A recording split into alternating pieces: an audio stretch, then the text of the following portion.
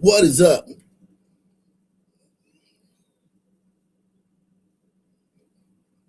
Salute, salute, salute. Everybody, hit the like button, man. I'm in here. I'm in the building, man. I'm not messing around tonight, man. Got a lot to get into, man. I'm not messing around tonight, man.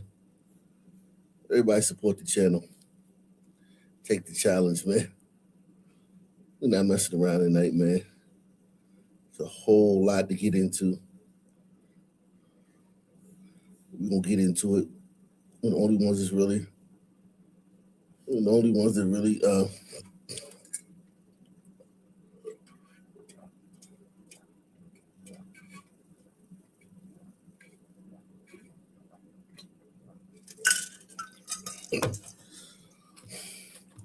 told you, Donald Trump, man.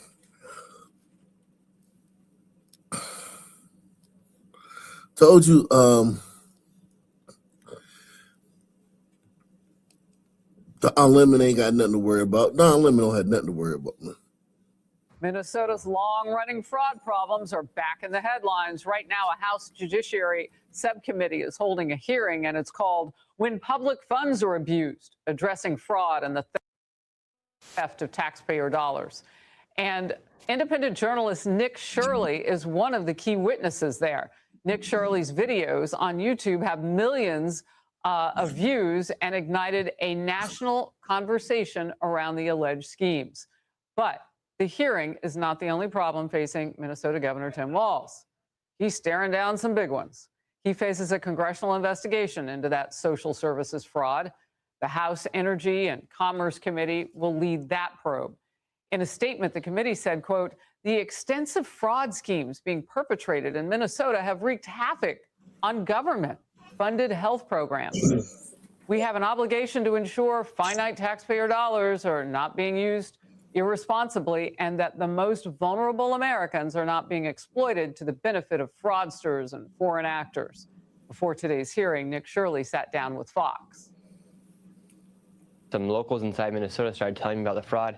However, at that time, they were too afraid to speak out against the fraud because they're afraid of the backlash they might face inside of their own communities. And so over the past few months, I've been acquiring information, and the man in my video, the man by the name of David, he had all the information regarding all of the fraud. In focus now, Republican Congressman Chip Roy of the great state of Texas, member of the House Judiciary Committee, and he's all. I still don't know if I think any of these Democrats are going to go to prison. I just don't see it, man. I just don't see it, man.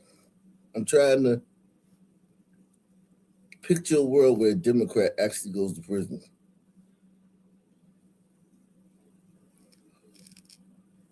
And I'm just not seeing it.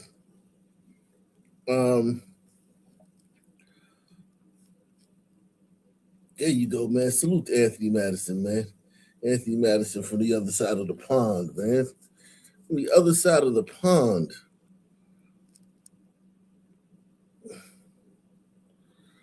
He knows what's up. There was a black family a few weeks ago that said that they were just driving in the streets of Minneapolis and ICE agents stopped them and tear gassed them, right? And they had a 6-month-old baby who needed CPR, right? Remember this? You might not remember this family. We covered them one night.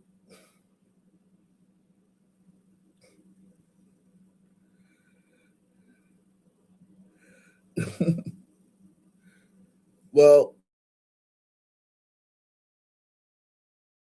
that turned to be a lie.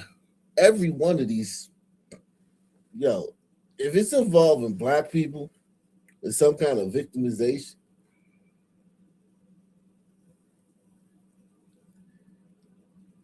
even if they end up being the victim, the story is always a lie. The story's never not a lie. And the victimization is never not embellished. Here's them hanging out at the riot/protest And where the kids at? The 6 kids? Because remember, they have 6 kids. No, 5 kids. Yeah, 6 kids. 6 kids. Well, the 6 kids are in the car alone, unattended, while they're at this ICE protest where they allege they just were driving down the street and ICE tear gassed them. They were driving home and there was a big ICE thing going on and they got tear gassed.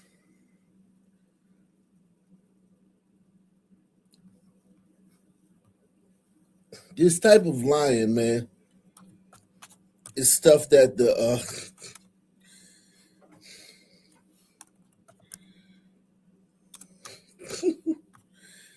and listen, every lie goes unchecked. So listen, every lie goes unchecked, right? Every lie goes unchecked.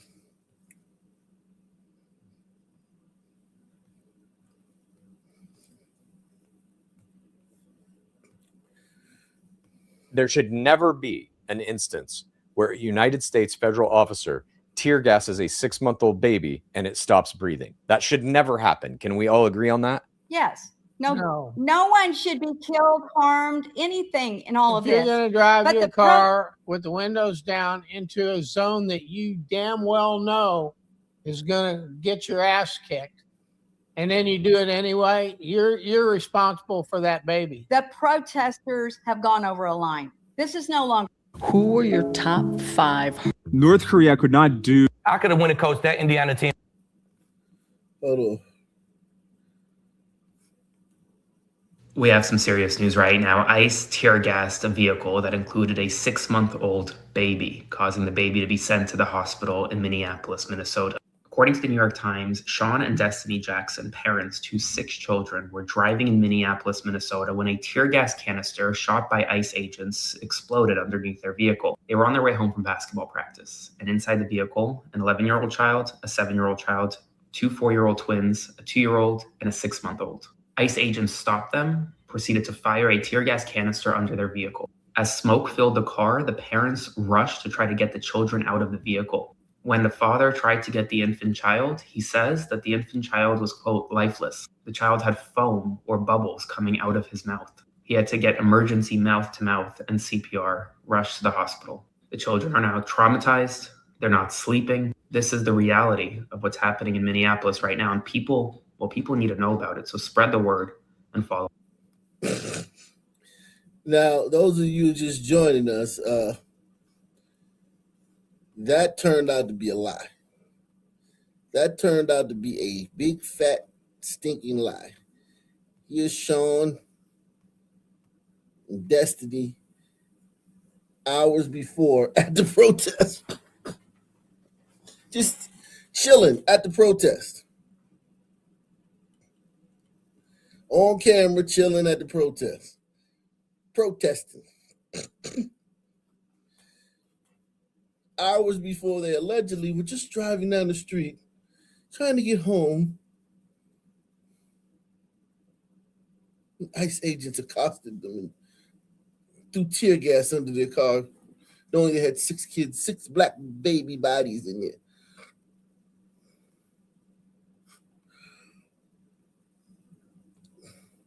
And they got $200,000 from GoFundMe. $200,000 from GoFundMe.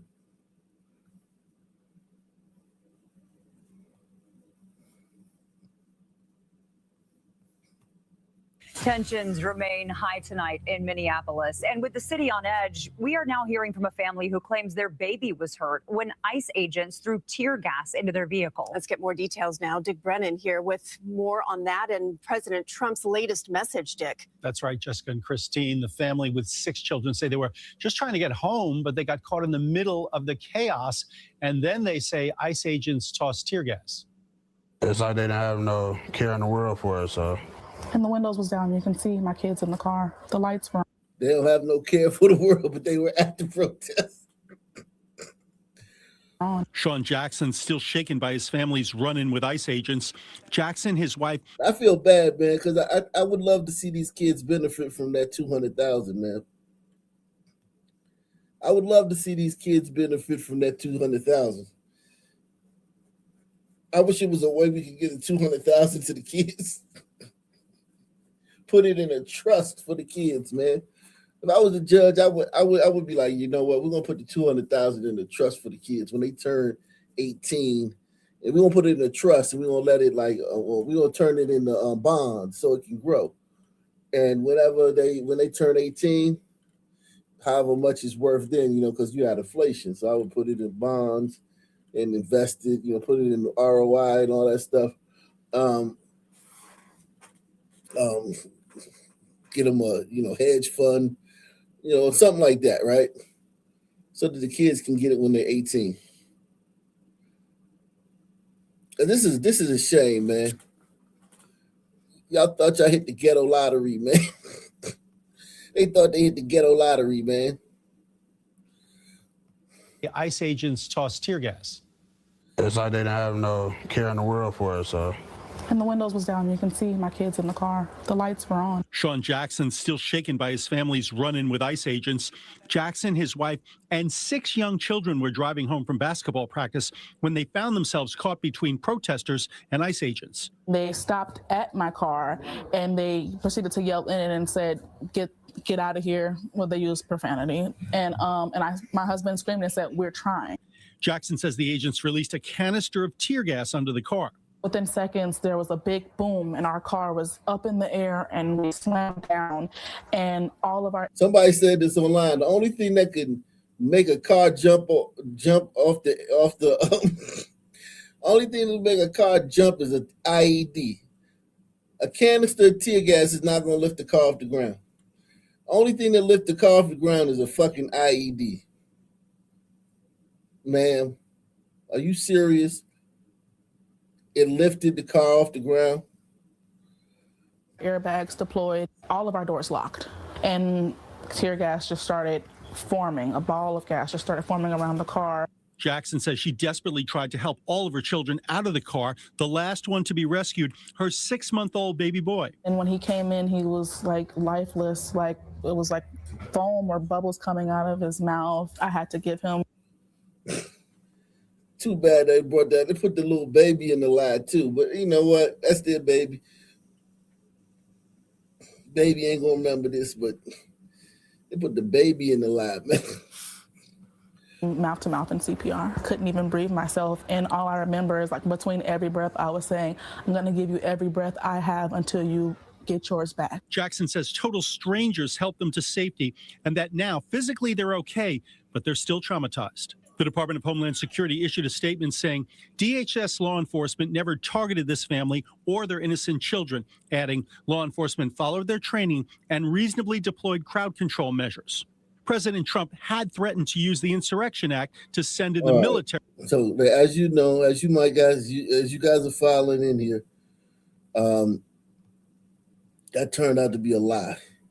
They were on camera hours before hanging out at the protest. And the kids were in the car unattended.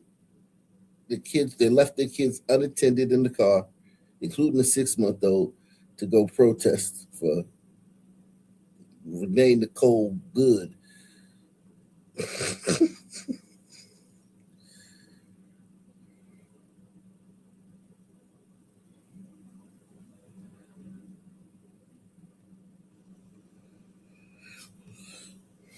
Unbelievable, man.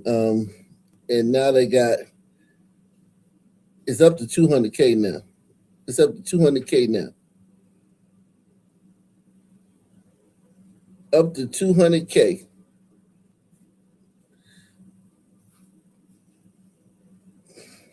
Unbelievable. This is them at the protest before it happened. You see them hanging out, smiling. Look at them hanging out, smiling. They having a good time. She even got her name on her fucking coat. Even if you didn't know it was her name Destiny Jackson. She has her name on her jacket, This is unbelievable.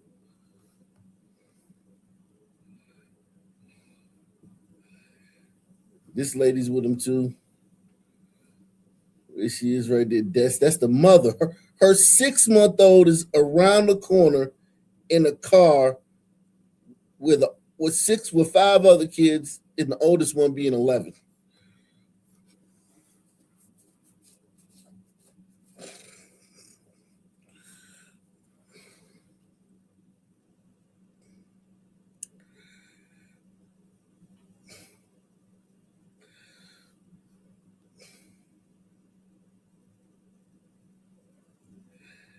I have a deep state in my chat. That's cool, man. He says, shout out to Couch Milo. Says his testimony was pretty good. He's so young.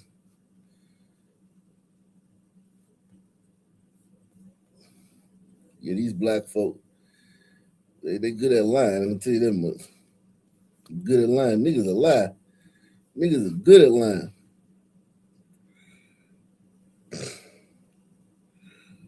Niggas is good at lying. Damn.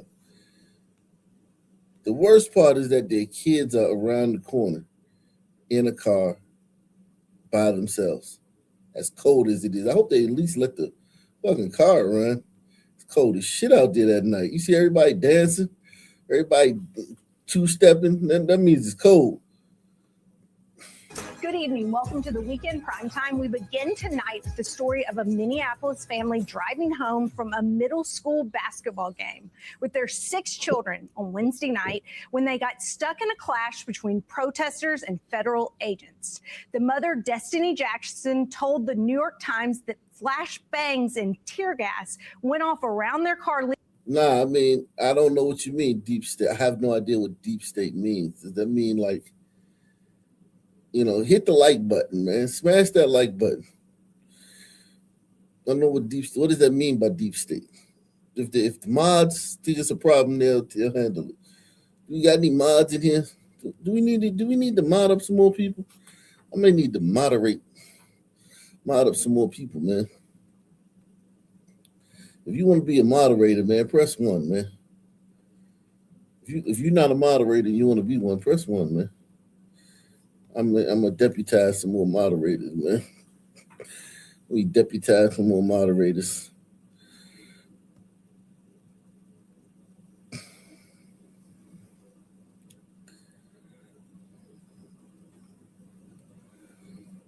Let me deputize some more moderators, man.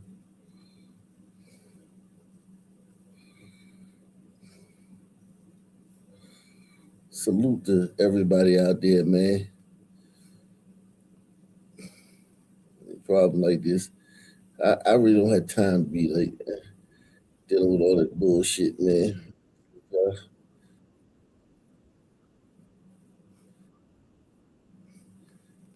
Chris, if you want to be a moderator, yeah, y'all can handle that shit, man. Handle that shit for me, man. Handle that shit for me, man.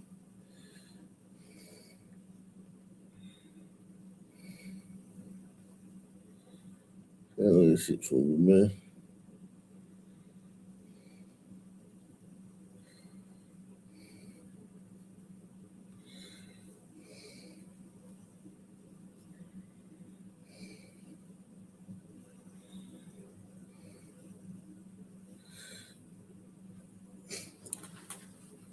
All right, we in the building, man. All right, we doing good so far.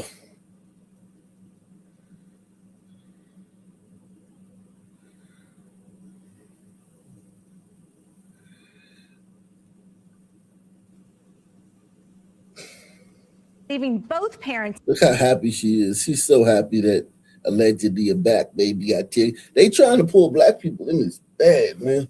They want black people to, as a whole, to be a part of this, man.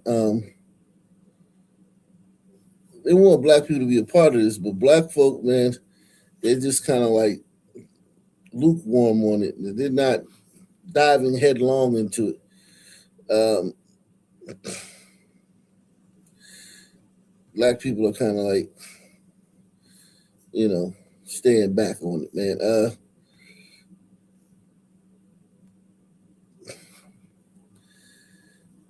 Yeah, man. Look at the Black Panthers, man. The Black Panthers, now they on the train. They on the train now, man. They on the train protecting black people from ICE in New York, man. You put your hands on our daughters, we will show up. The Black Panther Party will be patrolling the transit to ensure the safety of our children from ICE, man. They protecting ICE, man. They protecting blacks from ICE on the train in New York. Salute to everybody for hitting that like button. Smash that like button. Continue to smash that like button, man. The Black Panther Party, man. Doing the necessary work in the community, man. What would we do without the Black Panther Party, man? Oh, they don't want no smoking them thugs. The thugs, man, that's a whole different thing, man. You know, thugs don't have, see, ICE has a, you know, decorum. They have a, you know, protocol. Around this time, so we came out here to do something about it if we see it happen. To let motherfuckers know we won't tolerate nobody putting their hands on the black ones on this train. All power to the people. All power to the people. Around this time, so we came out here to do something about it if we see it happen. Only people putting hands on anybody on the train is black people. I wonder what they're gonna do when they see black people on the train assaulting people. Do they get to stop that or they let that slide? Serious question, man. If the Black Panthers is on the train in New York are the only people who are assaulting people on the train in New York are black people. If they witness one of those incidents, will they step in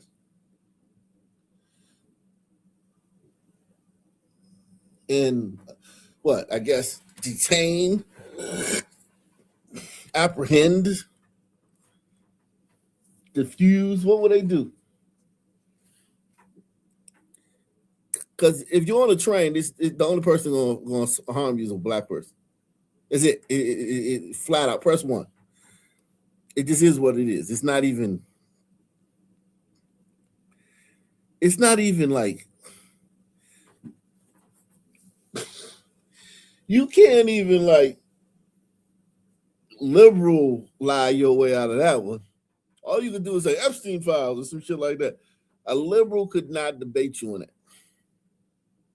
that. Yeah, I was on the train.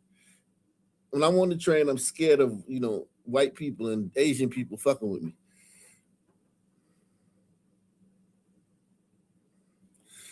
Salute, man. If you respect me, man, hit the PayPal, Cash App, Super Chat.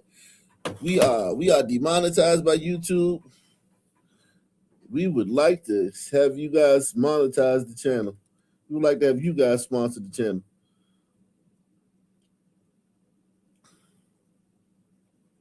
We demonetized by YouTube. You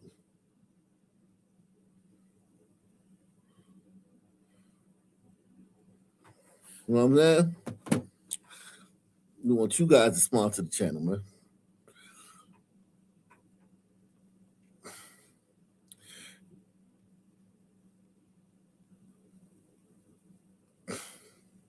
That's the way they go, man.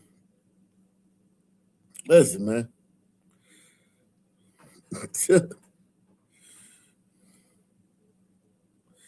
We trying to get people to sponsor this programming, man. We here early, bright and early for the early crowd, man. A lot of you people don't get to see the show either. A lot of you people don't get to see the show.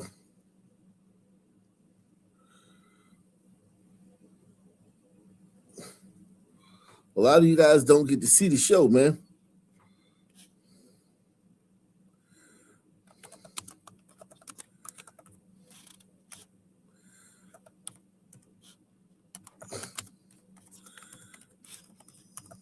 You come on too late, man.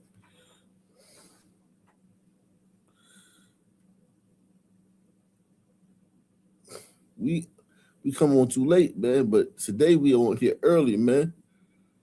Shout out to Jay Nash. He says, I speak the true. The true truth. That's right, man. Too true, man. We gonna speak a lot of truth tonight, man. Buckle your seatbelt, man. Whoever heard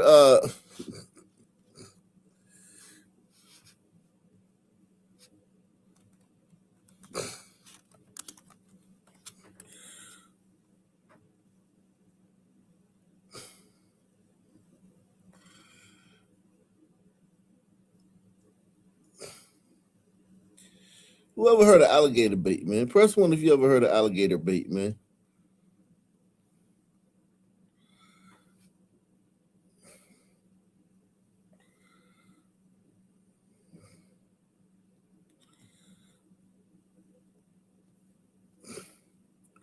Press one if you ever heard of alligator bait, man.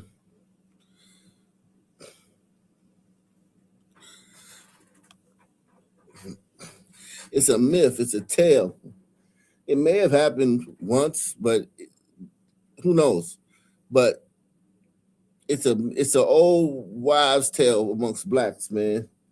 Because these little things were made back in the day. These were made to demean black people, these little trinkets. Calling them alligator bait, right? But there's no historical record of it actually happening in real life. It's just like, minstrel shit, right?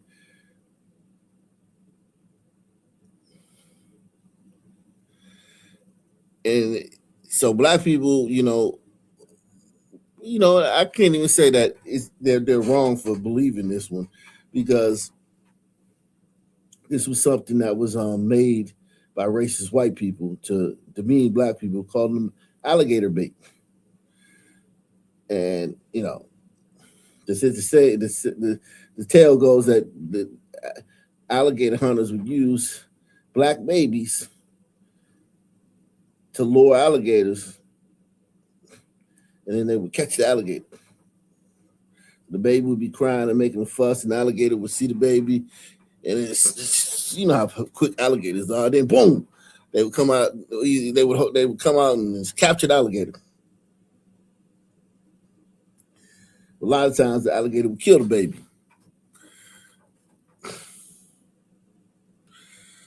Man, if any moderators are working, man, any moderators on the clock, any moderators on the clock, man.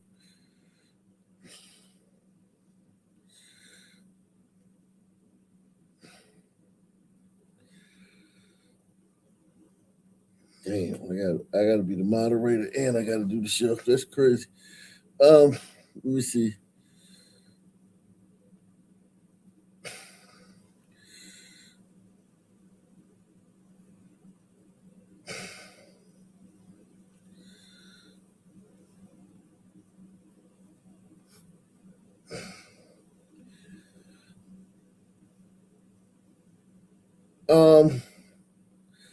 Well, anyway, this guy right here, we did this story extensively a few years ago. This guy right here.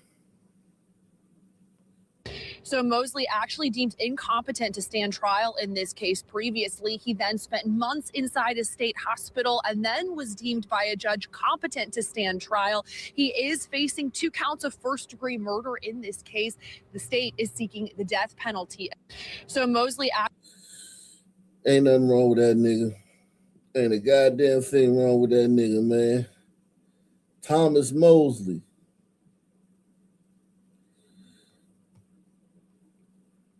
The baby was found in the alligator. He dumped the baby in the motherfucking lake and it found in the alligator's mouth.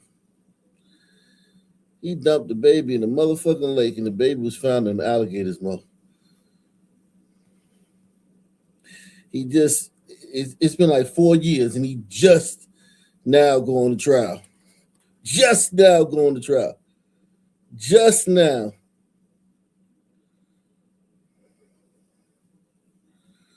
Let me niggas be doing some wild shit and be getting away for it. Listen, he just now. This is crazy.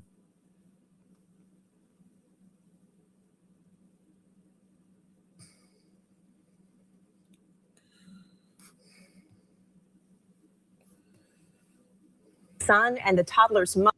This morning, the St. Petersburg man accused of killing his son and the toddler's mother is expected in court. 8 on your sides, Beth Rousseau, live in Clearwater this morning with a look at the case against Thomas Mosley. Good morning, Beth. Hey, good morning. So there's been a lot of back and forth in this case about whether or not Thomas Mosley is or is not competent to stand trial. Likely going to come up inside the courtroom today during this pre-trial hearing that has been scheduled. We want to bring up some pictures right now so you can see Mosley's 2-year-old son, Talon, as well as the toddler's mother, Passion Jeffrey. Now, detectives say that Passion Jeffrey was found inside her apartment, stabbed more than 100 times. Later is when they found Talon at Lake Magori in an alligator's mouth. That's where they believe Mosley threw the little boy's body into that body of water. Now, we talked to leaders with the St. Pete Police Department. They said that this was such a gruesome and upsetting case that many of their officers have felt a lasting impact from it. We did have a clinical psychologist come by and talk to the officers. We had therapy dogs come into the station. So that's able to help the officers to a point. But again, that's something, like you said, they got to carry that with them for a long time. So Mosley actually deemed incompetent to stand trial in this case previously. He then spent months inside a state hospital and then was deemed by a judge competent to stand trial. He is facing 2 counts of first-degree murder in this case. The state is seeking the death penalty against him. Pre-trial hearing is scheduled to start this morning inside the courthouse at 8:30 a.m. We're live in Pinellas County. Beth Russo, 8 on your side. Unbelievable. Unbelievable.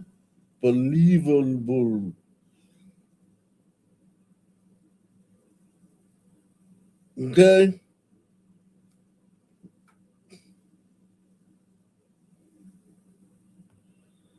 Good afternoon. My name is State Representative Samakap Hussein, District 65A. I'm honored to be here. Look at this fucking goddamn motherfucking, I don't know, Eskimo or some shit. What the fuck is that? Then you got this, I don't know what the fuck she is. Then you got him and him. Diversity is our strength, man.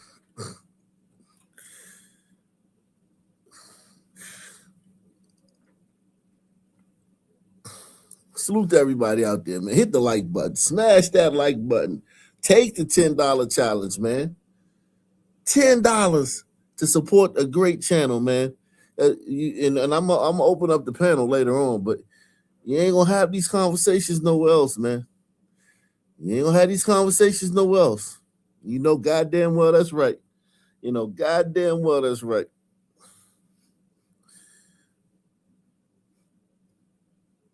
We ain't soft shoeing over here, man. With you all, thank you for being here with my colleagues.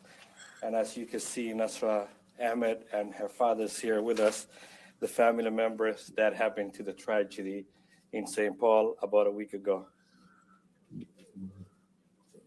Hello, my name is, excuse me. Thank you. And over the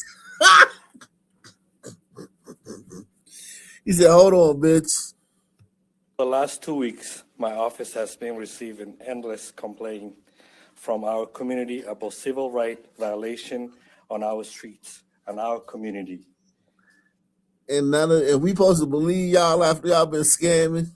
We supposed to really believe y'all after we got video y'all chasing ICE agents out of a parking lot? We supposed to believe these scammers? I don't believe anything a Democrat says. You know what? I don't believe anything, like nothing. If it comes out of a Democrat's mouth, I don't believe it. That's just me personally. Because I just don't, like, just to keep getting lied to, and they'll be like, all right, this time they're telling the truth.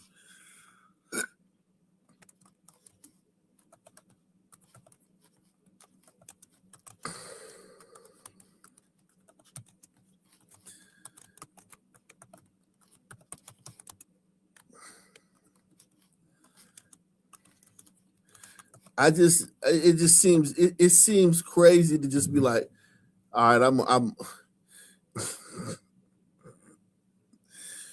I'm gonna believe this.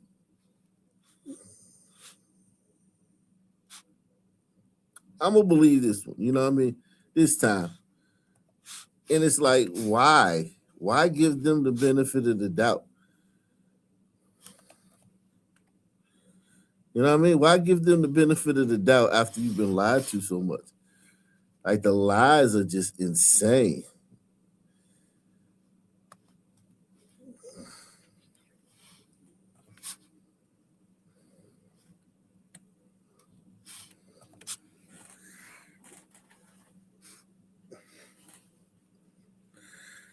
It's just, shout out to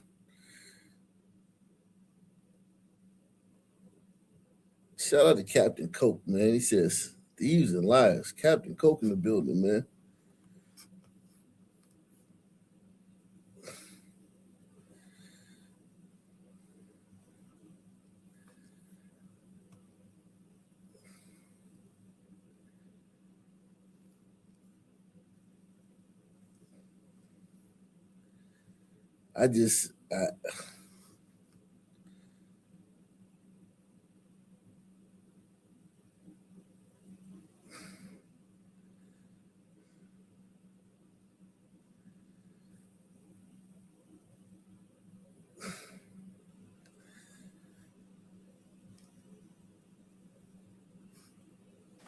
We are hearing from U.S. citizens, parents, young people, and working family who say they have been stopped with no clarity cost and demanding to show their identity, whether they are citizens or whether they are here illegally or legally way in the state of Minnesota.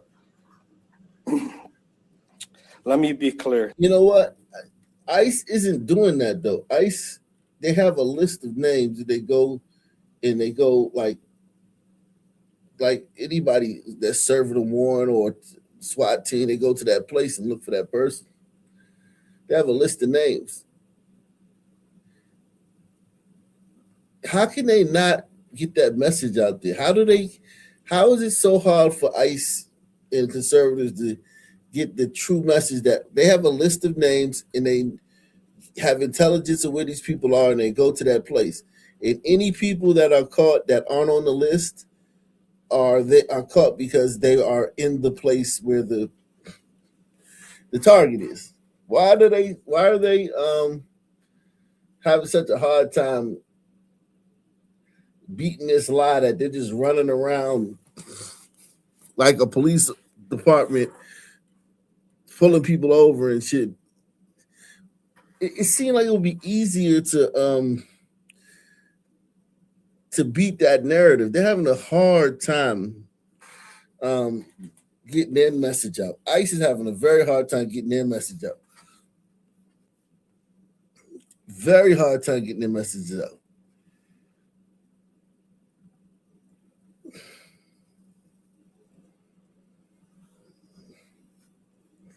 Because this isn't how it works. Like, you can't just go around and like ask, hey, you need, like, most Americans aren't illegals. You understand how fruitless that would be? The majority of Americans aren't illegals. Like, even if you say, let's just say Biden let in 20 million, right? There's 400 million people in this country, right? Let's just say this. So that would be, how much would that be? 5% of the country's 2 million is 2 million is less than 5% of the country's population. 2 million is like, some math person do. What is 2 million? What percentage of 400 million is that? Anyway, would it be easier to have the people's names who have deportation orders and go and find out where they're at and go look for them? Or would it just stop random cars in the street of a major city? It doesn't even make sense. 0.5%, yeah. So 0.05% of the population is illegal. And that's still too much, but still, it's like,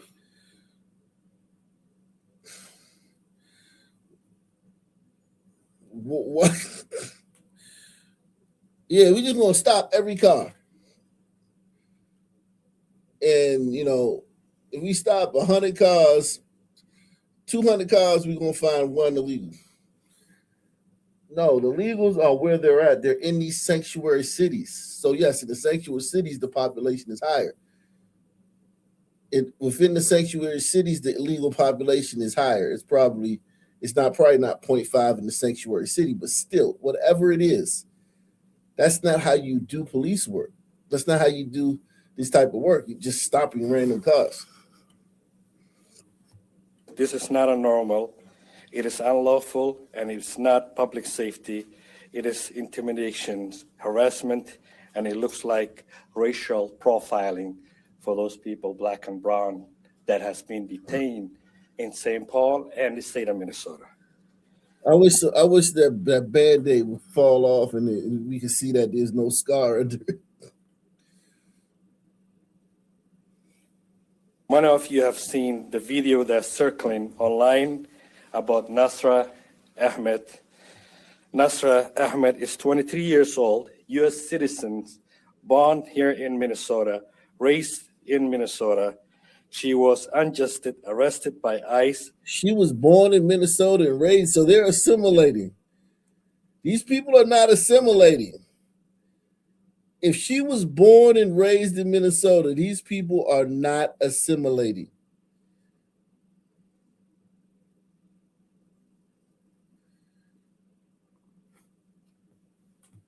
And detained for 2 days with no legal representation, with no giving a clear answer why she got arrested.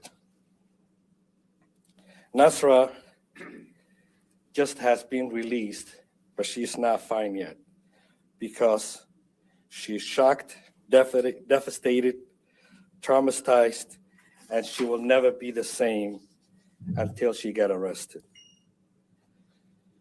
What? But she will never be the same until she get arrested. All right, we'll arrest you then. Like, this dude's commander. He's an elected public official. I think he's a councilman or a state representative or something. And look at the way the brother look at look at the brother. The brother like, what the fuck did you just say, my nigga? Look at the way the brother like, yo, man, how the fuck this dude become a state rep?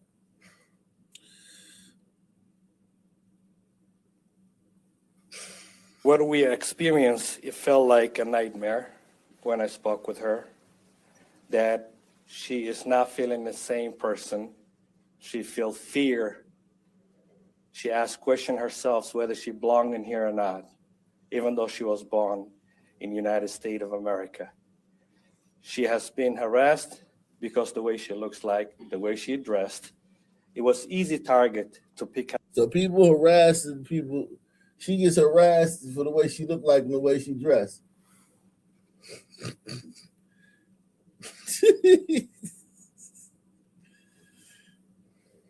Huh?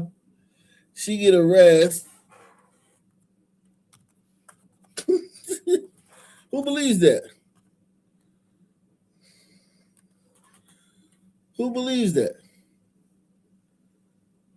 Who believes that she gets harassed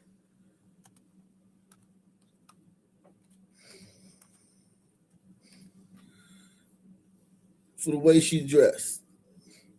People just running up on her like, yo, hey, man, I don't like the way you dress. Here's some harassment. Here's some harassment, yo. Let me show you what the Mall of America in Minnesota looks like. Because we're gonna debunk these lies tonight. And make sure you sponsor the show. Take the $10 challenge. Support the show tonight. We're gonna give you. Let me show you what it looks like at a mall in Minneapolis. Because she's saying she gets when she goes around, she gets harassed by people while she look. This is the Mall of America in Minneapolis on any given day.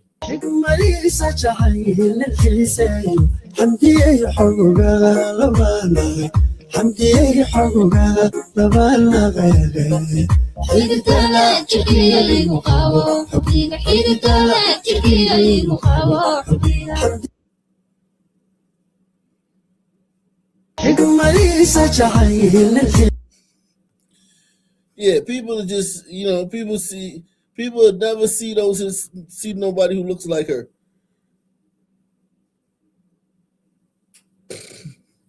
In Minneapolis, man.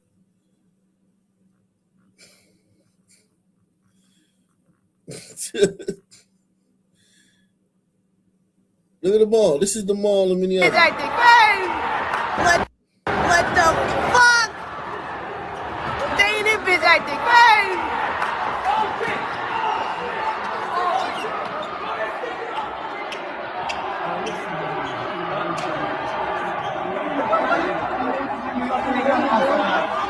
It's going up a little bit, man. It's going up. Yo, they in this bitch tripping though. What the fuck?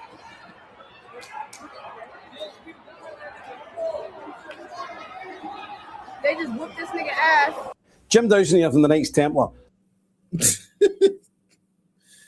Yeah, so when people see this woman in Minneapolis, they just run up and harass her. You know she's talking about white people, right?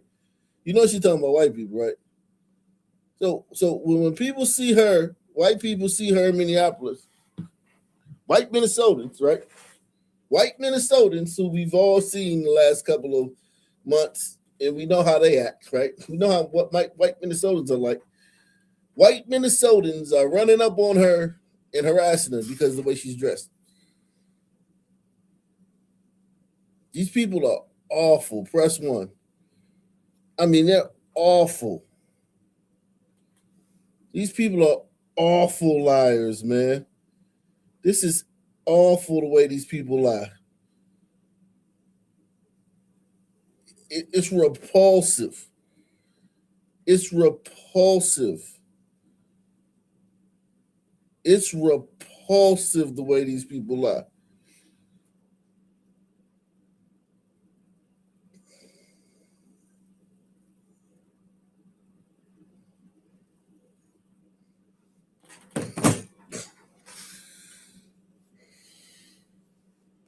Whether she belonged in here or not, even though she was born in the United States of America. She has been harassed because the way she looks like, the way she dressed. It was easy target to pick up because she is Somali American, but they did not ask her whether she's, born here, and she's been saying it clearly that I am citizen, I am born here in America, never seen in the country. This bigger than one case. Every single person reporting this incident, it's a person of color.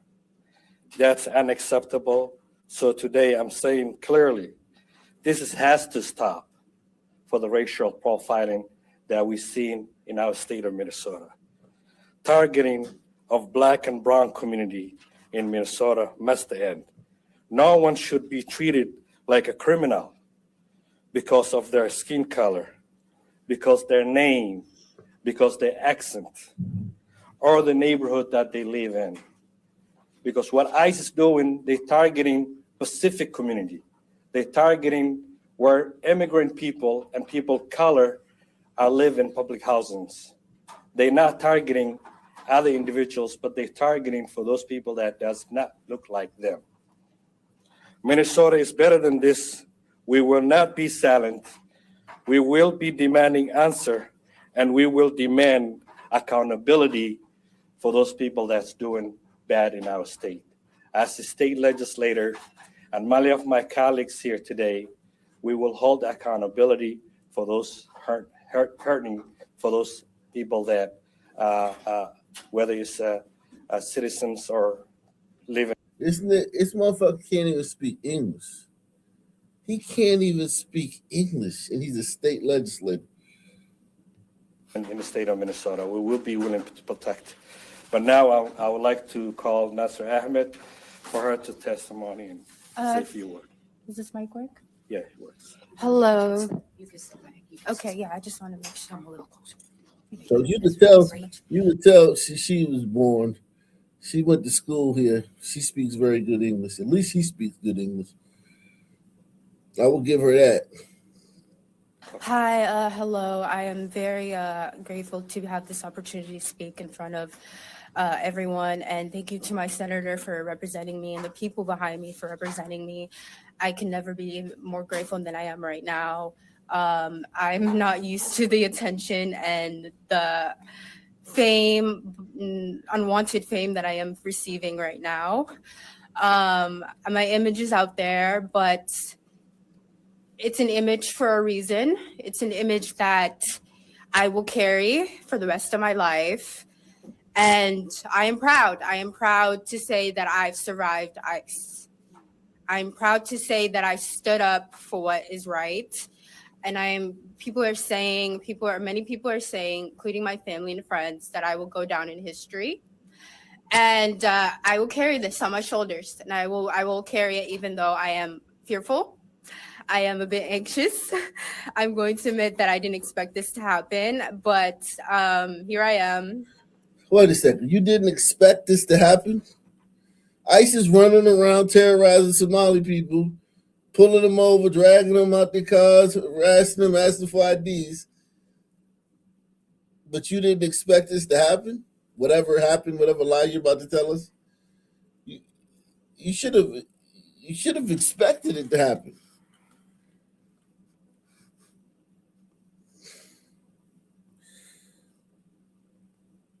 Shout out to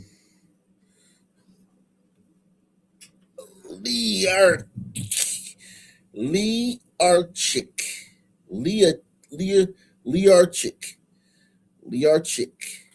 Salute to Lee Archick.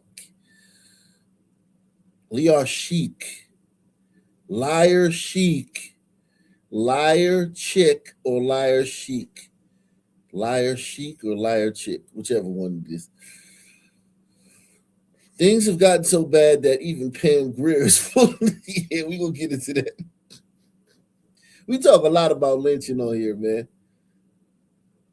We talk a lot about lynching on this channel, man. If you've been a member of this channel, we talk about a lot about lynching. No one on YouTube talks about lynching more than this channel. Press 1.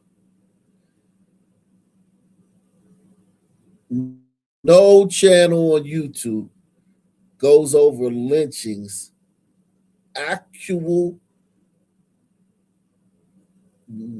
articles and accounts of lynchings more than this channel. We got that covered. And I ain't even trying to toot my horn, but you know, I watch a lot of YouTube. I'm not even trying to toot my horn. That's just a fact. That's not even like that. It's not even debatable. It's not even debatable. No one's even close. Even history channels, even the channels that focus on history, no one comes close. So we got lynching covered over here, man.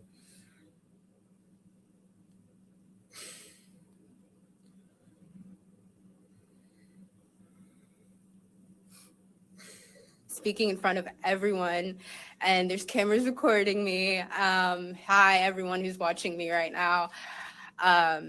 Yeah, my name is Nazra.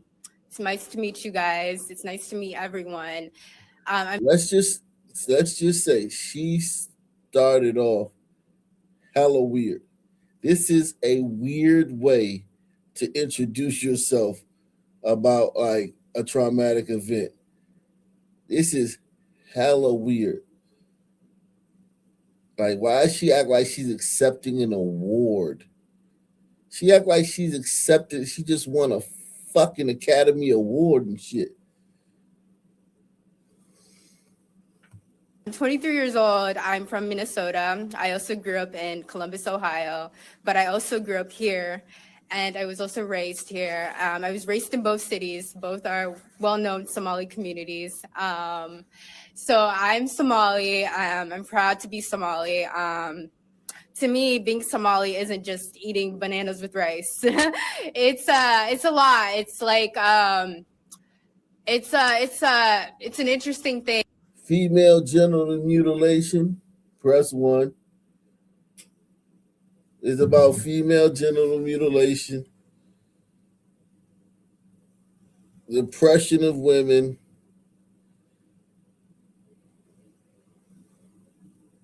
all that shit. So don't sit here and act like it's all bananas and rice.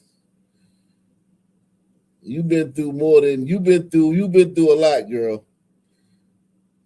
Okay? You've been through a lot. You want to talk about some of the other things you've been through? Other than this fake ICE story you about to tell us?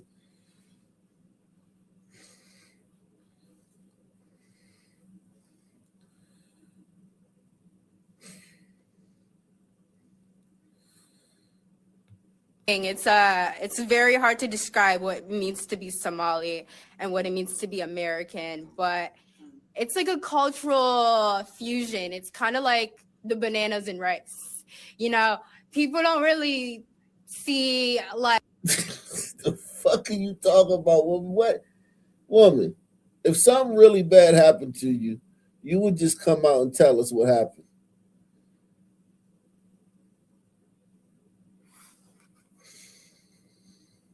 you know, it's you know, people don't think, oh, you can eat bananas with rice, but that's what it's like to be Somali and American. It's like that combination of banana and rice, but you're gonna get what I mean.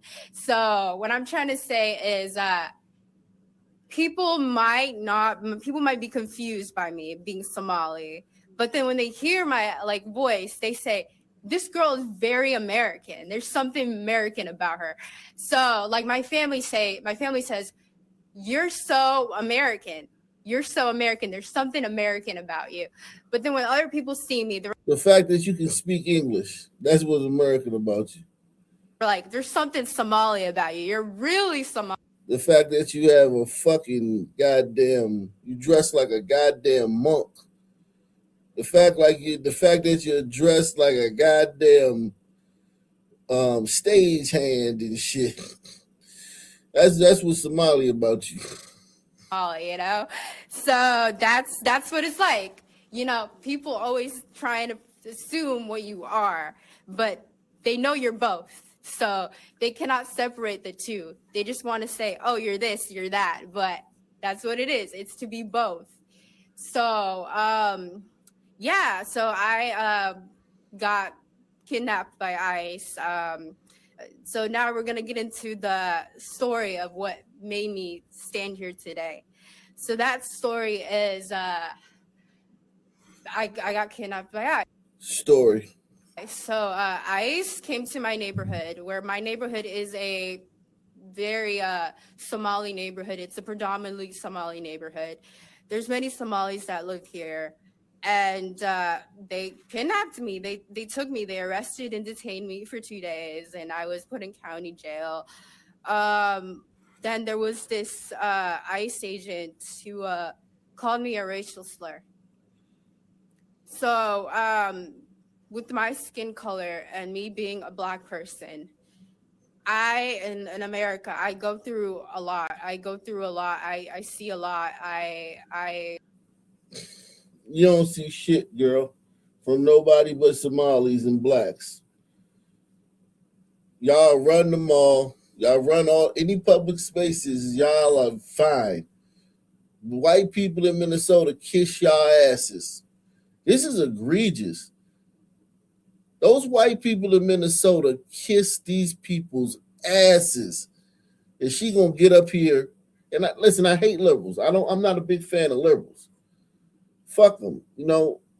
But this is disgusting that these white people in Minnesota kiss her people's asses, and she gonna get up here and act like she's just being chased around by white people everywhere and harassed.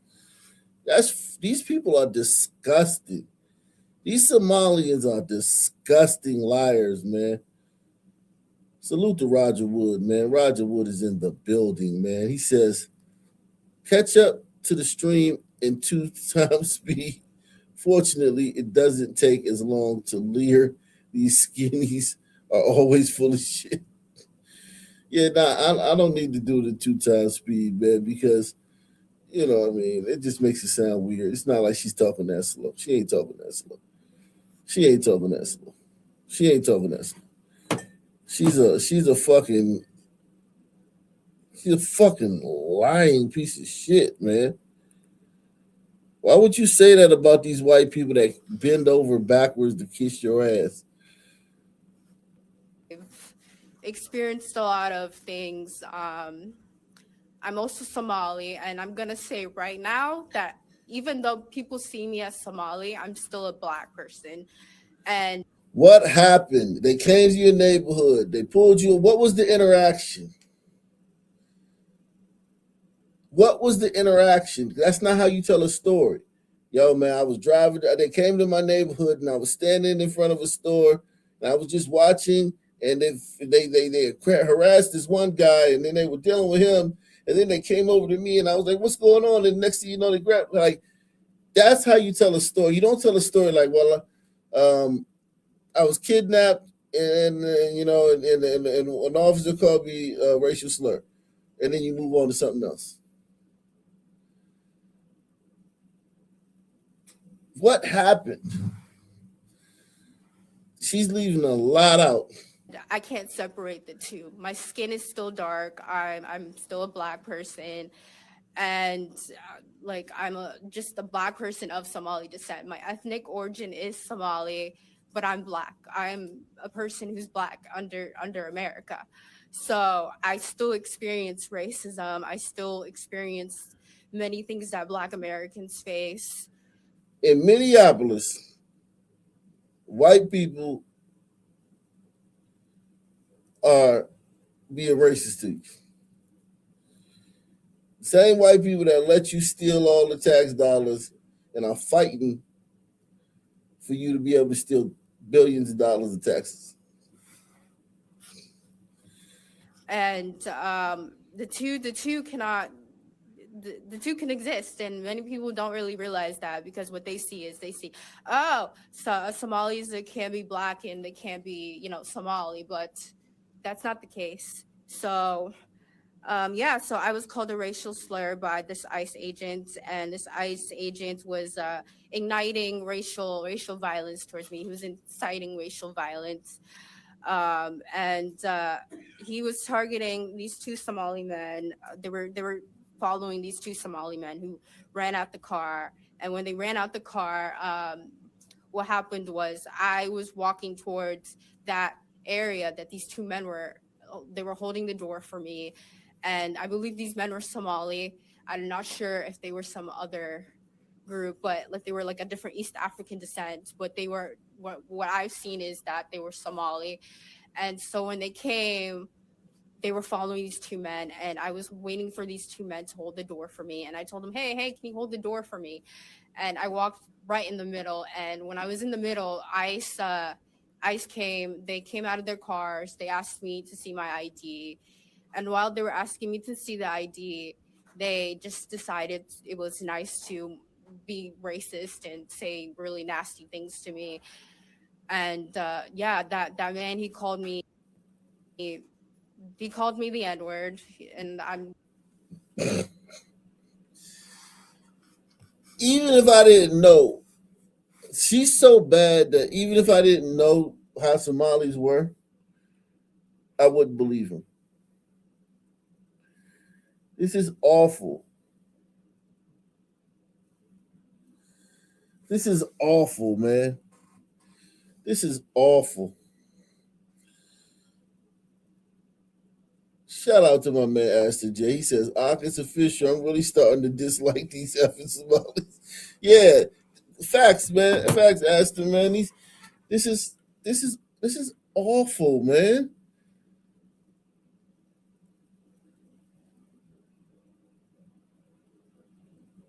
just lying, treating us like we're stupid, treating us like we're fucking retarded, man. Just insulting us, man. It's very insulting. Going to say it's the book that's the word that's in the To Kill a Mockingbird. If you've ever read that book, it's the word that's in that book. And he called me that, and then he arrested me. They arrested me. It was multiple people. They used a lot of force to arrest me. I actually got a scab that was healing while I was in jail. But they pushed me hard. They used a lot of violence. My body still hurts. I got a concussion. It's really hard for me to speak because of that concussion. They were just using a lot of force to arrest me, and I was screaming, I was crying, I was so scared. I've like never been arrested in my life. I don't have like a criminal record. I have a clean record. It was just, and then that detainment, I was detained. I was literal cuffs were put on my legs, cuffs on my hands. And during the detainment center is Woodville. It's in Fort Snelling. Fort Snelling used to be, historically, it used to be a concentration camp for Native Americans. And they were actually, it was this Native American place where they detained, the concentration camp was. What the fuck is she talking about?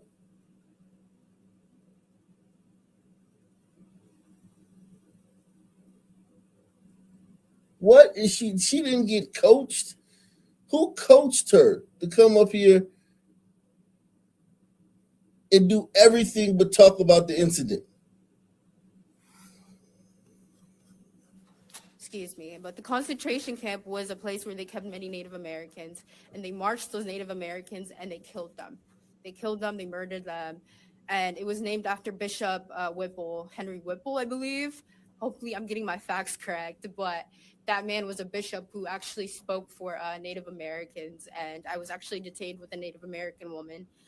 And God bless her heart, she went through a lot too. She was also detained by ICE, and she was also a U.S. citizen, and like me, and she had gashes on her face. They shattered her windows. She had blood on her jeans, her corduroy jeans, and she was crying because she was so scared because she was with her dog, she was so scared that her dog got hurt. She was so scared for her life. We were both crying together. We were holding each other tight. And I'll never forget, like, the fear that we both felt in our hearts that day. And, like...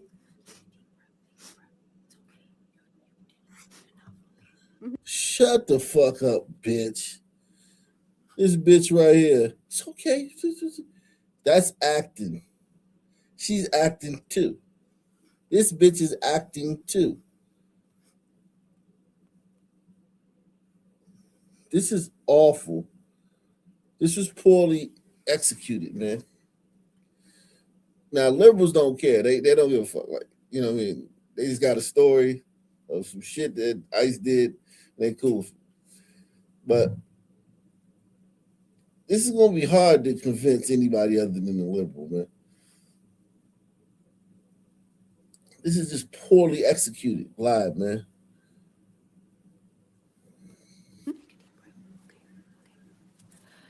I'm so sorry if I'm getting a little emotional, but... Thank you. They're like, yo, they're like, shut the fuck up. She used that to get her off the stage. That was smooth, though. I get a lady that, man. She was smooth. She used that to get her the fuck off the stage. Because she wasn't never going to shut up. Felt in our hearts that day. And, like... It's okay. You can get off the stage now. You can shut the fuck up now. It's okay. I'm so sorry if I'm getting a little emotional, but... It's okay. You can shut the fuck up because she about to say some stupid shit. They know she about to say some real stupid shit. They try to get her off of there when she says some real stupid shit. We're just going to call her dad to say exactly what he knows so far. Sorry, she got a little bit emotion, but I got emotion. My name is Muhammad Ahmed. I was born in Somalia. I'm raised, but I came here as an immigrant. But I'm U.S. citizen.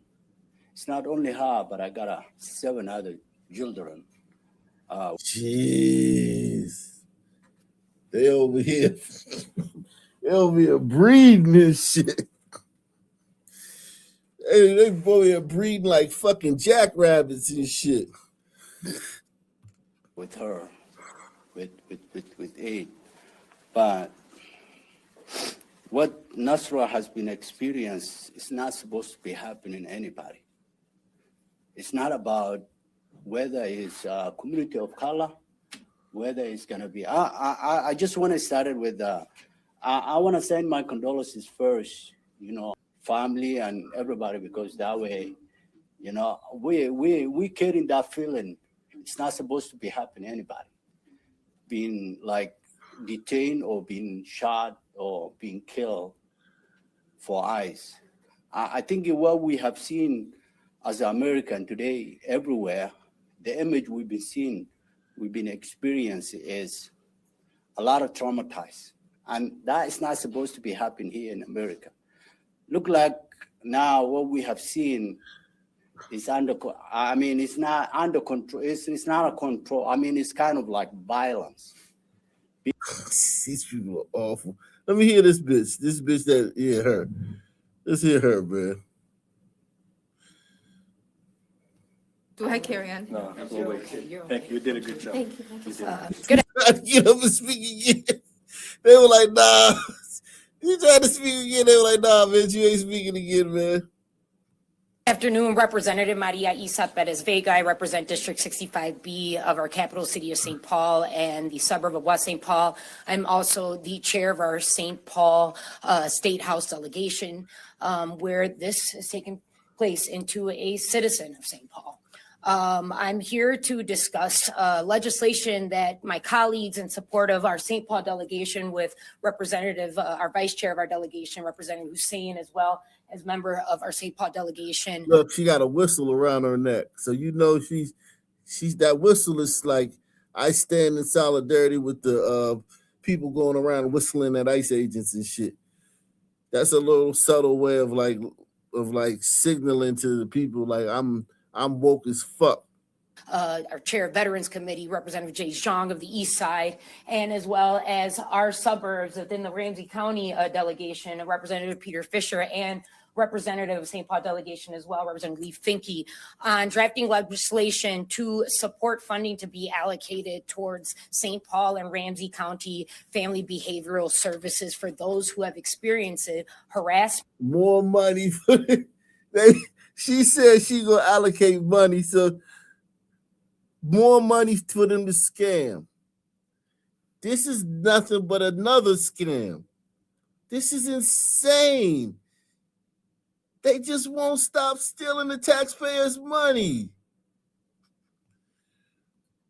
Representative of St. Paul delegation as well, Representative Lee Finke, on drafting legislation to support funding to be allocated towards St. Paul and Ramsey County family behavioral services for those who have experienced harassment and maltreatment due to the federal agents' surge in what we've experienced, what we have seen that Nazra has experienced and is now have to live with those scars for the rest of her life.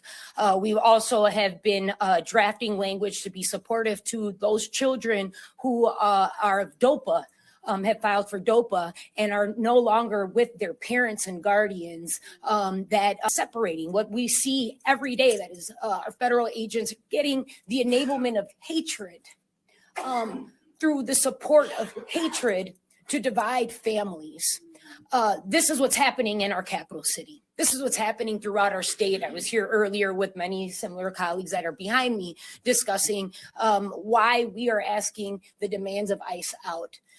We've heard yesterday in a press conference with several law enforcement from different districts that are represented here and outside of the capital city saying that ICE is not keeping our community safer. Our communities are actually experiencing violence, kidnappings, abductions. It's happening where we can't say we're working on things here at the state day by day. We're working on these issues hour by the hour. We have fellow electeds here from our capital city, from our council members. We have folks that have been working directly with rapid response groups of people that have been legally observing.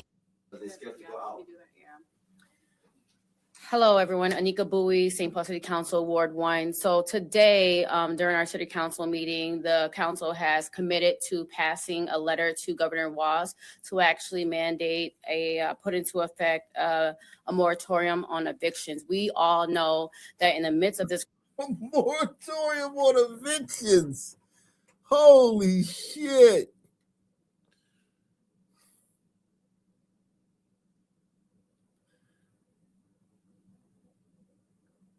Because ICE is in town, they putting a moratorium on evictions.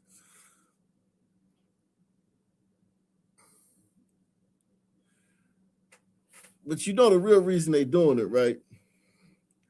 The Somali scam is up. So how the Somalis gonna pay their bills? How these Somalis gonna pay their bills now that the scams are hot? I don't know if they stopped scamming because Trump still haven't done the fucking thing.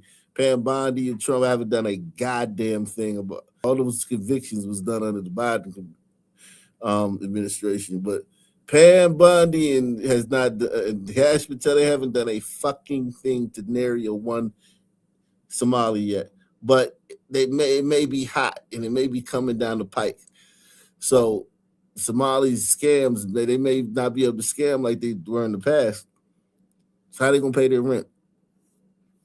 A moratorium on evictions because ICE is people shouldn't have to pay their rent with ICE going around harassing everybody. Unbelievable. Somebody can help them, or you guys, anything that you guys prepared to help for those people because they're scared to go out.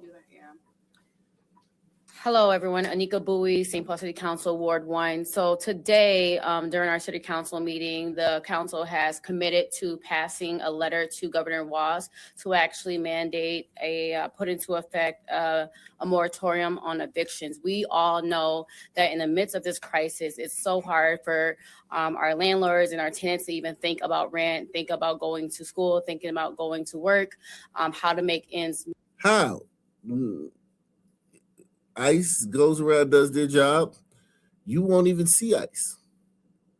The average person in Minnesota never sees ICE.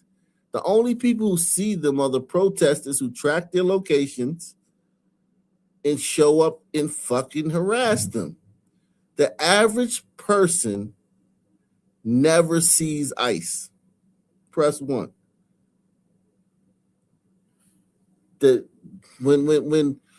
When these task force are in your town, you're never gonna see that shit unless you're a neighbor or somebody on your block and you don't have a job. You don't have a job. You're looking out your window 24 hours a day, and there's a bunch of illegals in your neighborhood. That's the only way you're gonna see ICE. If you got a job and you got kids and you doing what you're doing, and no legals live in your house, and there's a million people in your city, it ain't no way you ever gonna see ICE. They think they talking to stupid people, like people that don't know how cities work. Cities are big places. And people are only where their feet are. People are only where their feet are. And law enforcement, ATF, DEA, ICE, all those FBI, all those agencies, they're surgical and clinical with their arrests.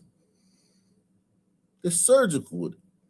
They show up 5 o'clock in the morning, and they're in and they out.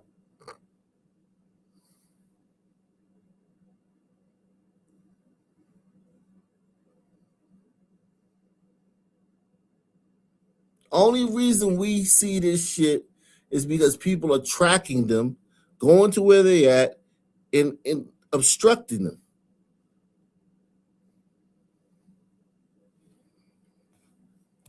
meet. We also are going to be following up with some emergency assistance to help with businesses and also help people with payroll because that's so important. We all know with this times we need a strong economic security. So more PPP loans. More PPP loans. So I want you to understand this. In our faces, like just in our faces. Plain as day. This woman has just announced that there's a moratorium on rent. Nobody got to pay their rent no more. Until when? She hasn't said until when, but until a time unknown, nobody in Minnesota, Minneapolis, St. Paul got to pay their rent, right? And they about to give PPP loans to employers so that they can help make payroll.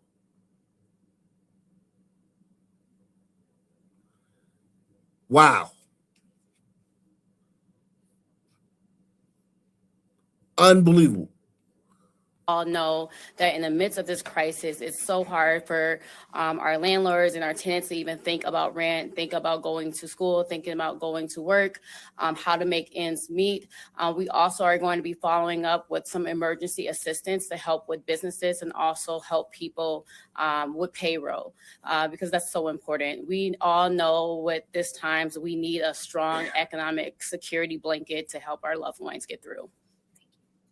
It sounds like each of the representatives has heard from multiple people who have been detained in recent weeks. Can you speak to what you're hearing about the conditions at the Whipple building for folks who are taken by ICE?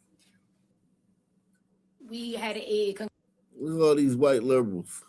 congressional hearing last Friday, right, with over 25 congressional reps from our, I know that our DFL congressional reps were there, right, our Democrats, and others from all over the country.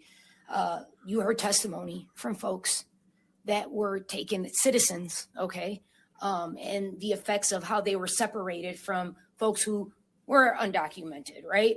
And the cries, the tears, the abandonment. I have been reached out by families trying to get accessibility. She lying like shit. Yeah, man, y'all are awful people, man. Y'all are awful. Tonight, the Columbia Heights School District says 4 of their students have been detained by ICE agents over the past few weeks. That includes this 5-year-old boy, Liam Ramos. They gotta lay it on thick, boy. They laid it on thick. Sponsor tonight's program. We are demonetized by YouTube. We rely on all you guys' sponsorships, man. Take the challenge, the pledge $10 to the channel. Help the channel survive in these YouTube streets, man.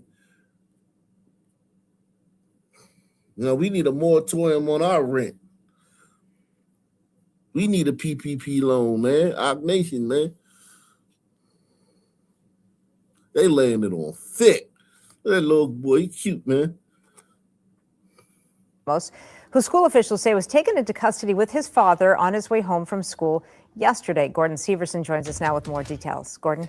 Yeah, this all happened as Liam and his father were driving home from preschool. According to Columbia Heights superintendent, she says ICE agents detained Liam and his father, and the family's lawyer says they are likely being held at a detention facility in Texas. School leaders are now speaking out because they say Liam is the 4th student in the district who has been detained by ICE over the last 2 weeks.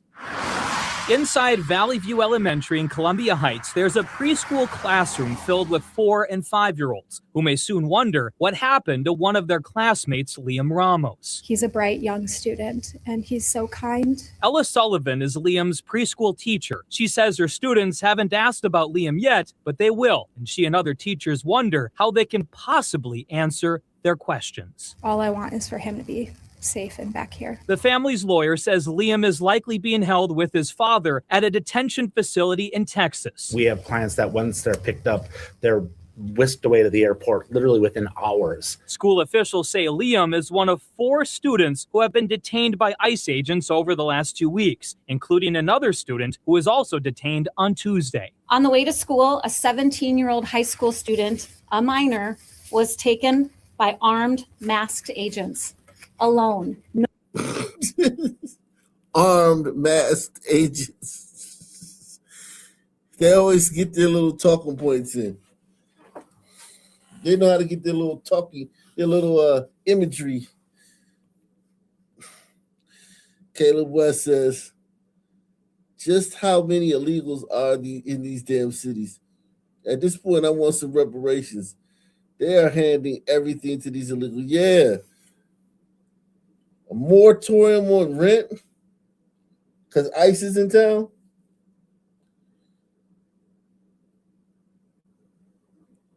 That's everybody, though. Everybody getting benefit off of that shit, though. Except for the property owners. I know the property owners like, shit, man. Fuck.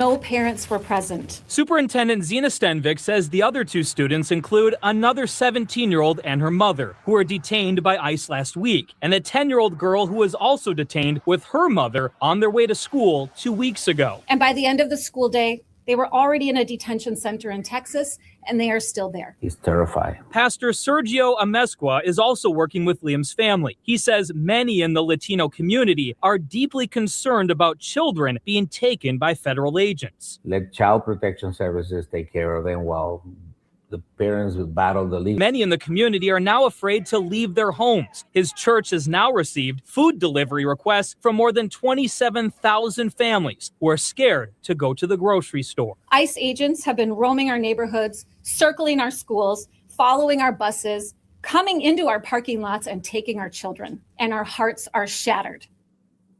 When it comes to Liam and his family, their lawyer says they have been following the law as they are seeking asylum to become legal U.S. citizens.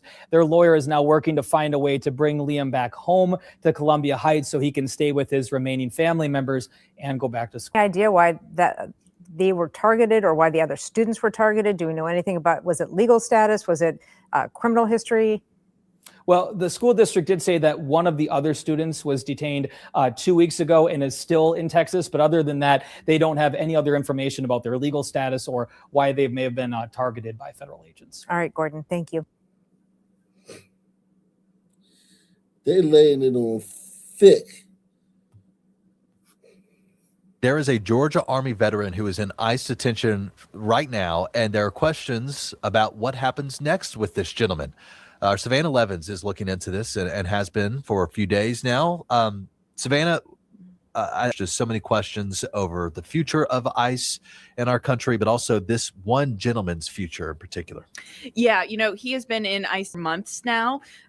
He was pulled over for not using a turn signal and arrested for driving without a license. And so there are some new updates now. He has been moved to a different facility. He has been in Stewart detention in Lumpkin, but original investigation and catch people up on what's been going on. This is Godfrey's birthday gift. He's a Scrabble aficionado. In his Covington home. Oh, is it my turn? Okay, you got the Godfrey Wade's presence is loud.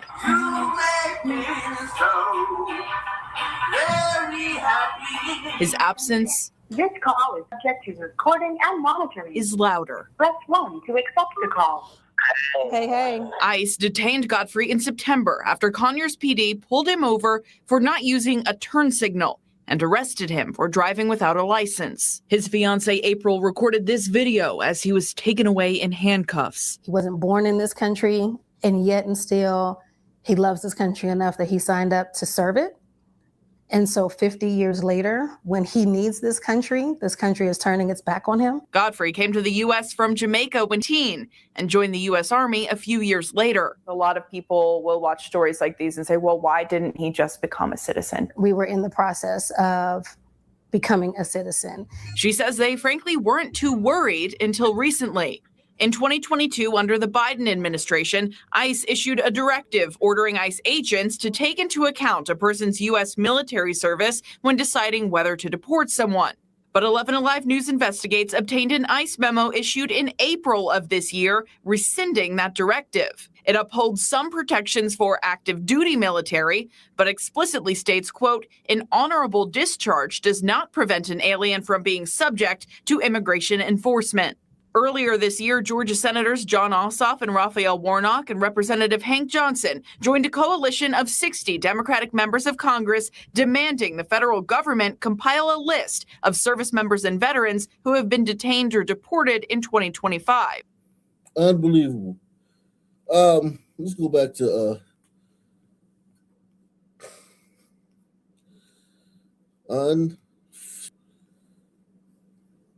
What is this shit, man? I want to show y'all this shit, man.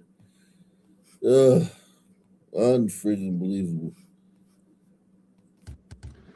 You see this clip of Scott Jennings saying, how are you going to enforce it? How are you going to enforce me not saying the word illegals anymore? How are you going to do that? Say illegals anymore because ICE is directly targeting legal citizens of this country. And How are you going to enforce your edict on me, just out of curiosity? Listen, I understand. But just listen to his point about illegal. What are you, bully now? What are you, tough guy? Because you're talking to this kid who happens to be right? No, that kid's an asshole, and he's not a bully. The kid was trying to bully him, Fredo. The kid's in his fucking second day on the show, and he's telling Scott Jennings what words he can't say. On his second day on the show, the kid was trying to bully Scott Jennings. The word illegals anymore. How are you going to do that? Say illegals anymore because ICE is directly targeting legal citizens of this country. And How are you going to enforce your edict on me, just out of curiosity? Listen, I understand. But just listen to his point about illegal. What are you, bully now? What are you, tough guy? Because you're talking to this kid who happens to be right, calling people illegals. They're called illegal aliens. A long time ago, Republicans and Democrats switched to undocumented. Why? Because it seemed inhuman. No one. Some people switched to undocumented. I still call them illegal aliens, man.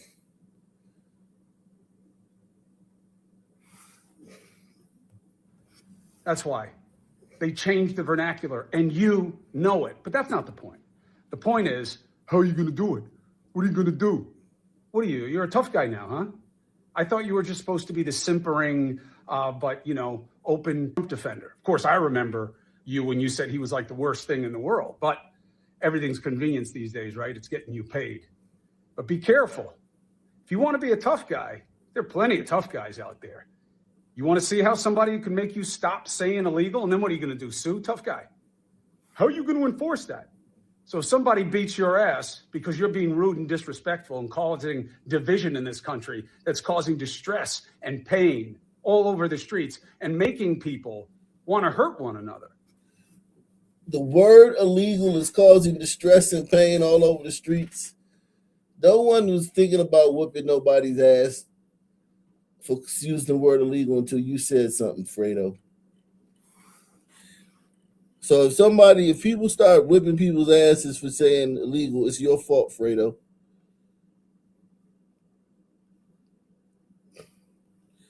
Fredo's literally opening the door for people to start attacking people for using the word illegal.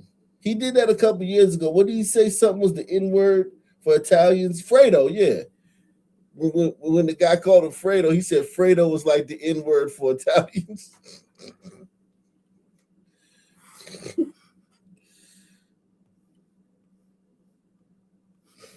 If you really want to be a part of that, as the expression goes, FAFO, don't be a tough guy. Make tough points. But remember to be decent. You're not a tough guy, okay? You're a guy with slick to the side hair, a slick tongue, and everybody knows what you're doing. Don't be a tough guy, not you. So he's opening the door for people to assault Scott Jennings. He's opening the door for people to assault Scott Jennings.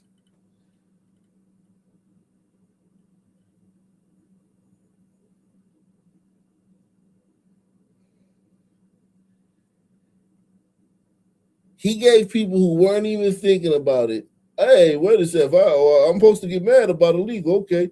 So if I hear the word illegal, I get to get mad and I get to fight somebody. That's what Fredo said.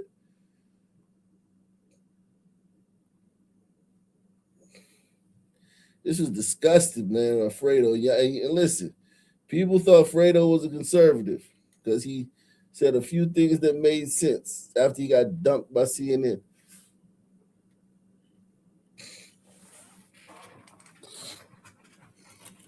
Fredo's a little hot and bothered because his boy toy, Don Lemon, is going through it, man. Fredo's stressed, man. Salute to Roger what he says. It ain't the way I wanted it. I can handle things. I'm smart. Not like everybody says, like dumb. I'm smart and I want respect, Fredo. Yeah, man. Fucking Fredo, man. Trying to get Scott's ass beat. Yeah, Scott did the security detail, man. Scott, take your Scott security, your safety, very, very, very, very seriously, Scott Jennings. These people are after you now, Scott Jennings. These people want Scott Jennings, man. Liberals want Scott Jennings bad.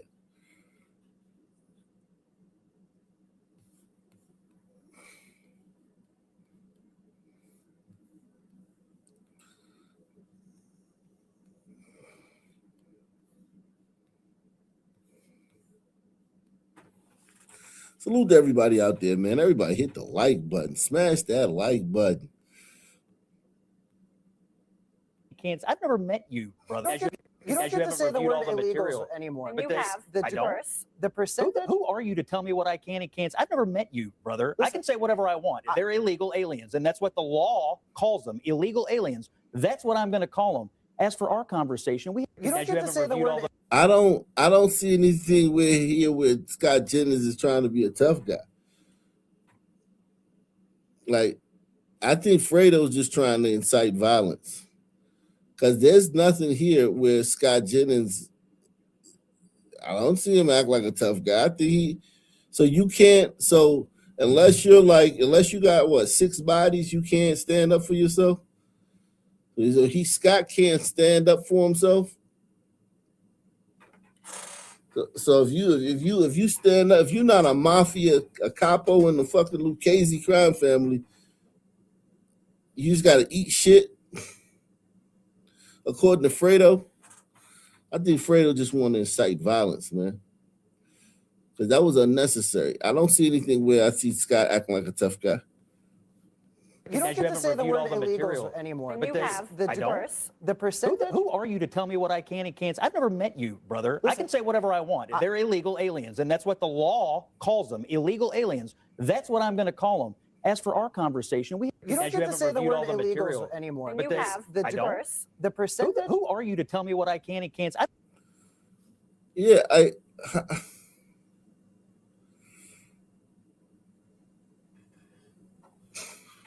just don't know. I don't see him acting like a tough guy. Like, who the fuck are you? Fuck you mean? I can't. What word? What the fuck? And if he was acting like a tough guy, that still doesn't mean that you get to incite violence on them and try to hype up a bunch of loser liberals to come attack him. Shame on you, Fredo.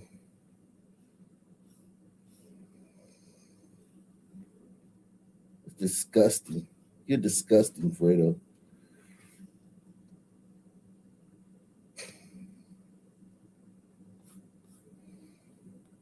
And he's basically playing Risk because people hurt his feelings, or people ostensibly hurt his feelings. So I am appreciative that the president is being transparent about this. I would love it if he was more transparent about the human sex trafficking network that he was a part of, but you can't win them all. Cameron's grateful that the president is being transparent about the Nobel Peace Prize and his desires for Greenland. Scott, what do you think about that? You gonna let that sit? Are we gonna claim here on CNN that the president is part of a global sex trafficking ring, or? Well, I mean, we're going to talk about the Epstein file. Scott, I will do the fact checking as we go along here. Repeat what you said about the global sex trafficking ring. That Donald Trump was provably very involved with it. Okay. We'll get to that later. I mean, Donald Trump has never been charged with any crimes in relation to Jeffrey Epstein. But we but let's be we'll adults talk. here. We'll talk about Let's Epstein be files later. serious. Satisfied?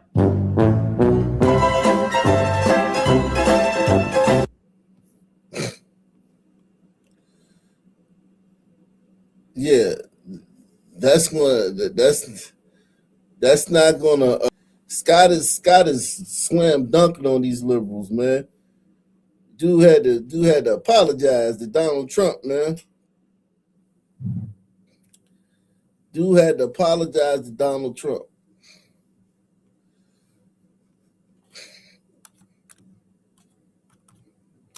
For saying that vicious lie that none of the Epstein alleged victims, I don't even want to call them victims no more,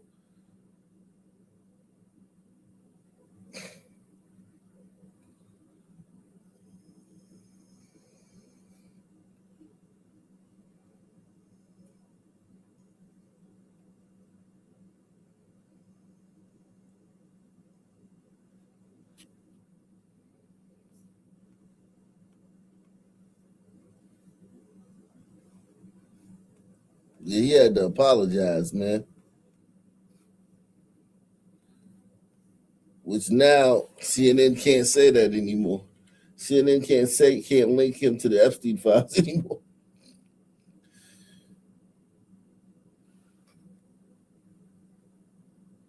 Neither can The View. Nobody can say that anymore. This was a victory for Trump, man. Shout out to Scott Jennings. Because this guy only apologized because he knew that a lawsuit was coming. He knew a lawsuit was coming, so he had to hurry up and apologize for saying that.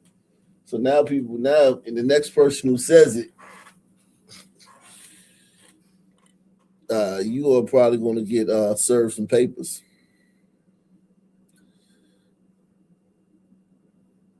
Yeah, I don't want an apology. I would like for them to just sue this fucking guy. Sue his ass, but whatever. Let's see the whole clip. I You don't recognize you get to haven't say the reviewed all word the material illegals anymore. But because I don't. The percentage. Who are you to tell me what I can and can't? I've never met you, brother. I can say whatever I want. They're illegal aliens, and that's what the law calls them, illegal aliens. That's what I'm going to call them. Right. Listen, you can't say illegals anymore because ICE is directly targeting legal citizens of this country. And how are you going to enforce your edict on me, just out of curiosity? Listen, I understand. But just listen to his point about illegal. No, I want to know why he gets to It's instruct not. You're my changing the speech. topic. Hang on. You're making a point making an about emotional people being plea. arrested. I understand that your job is predicated on just getting increasingly more demented every single week, and that the audience comes back to see if perhaps Make your point. My point is that you're saying the word illegals, but it's in you federal don't law. even really know what's happening. Or actually, I think you do, and Sure, you're I do. doing this on purpose. But Yes, the truth because is, I want the law enforced. they are not just targeting illegal immigrants. They They are. are targeting natural-born U.S. citizens. They are not. That is a fact. You They are cannot not. deny that. I mean, you can on national television. They You are deny not. facts all the time. They You've are done it a not. couple times. So Fredo wants him to get his ass kicked for this exchange. Fredo wants him to get his ass kicked for this exchange. He wants random people to come to attack Scott Jennings for this exchange. That's crazy, Fredo. Fredo, man, I wish we could fucking find some way to punish you for that, man, Fredo. That was fucked up, Fredo.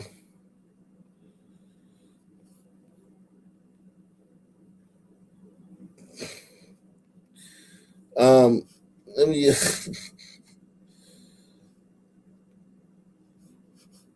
we may get back to some of that later.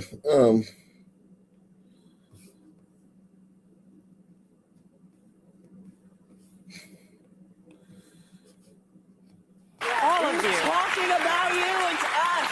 He's not going to, say, oh, you're with a white guy. I'm going to keep you from being deported. No, he's going to deport you and put the white guy with someone else. The man is out there.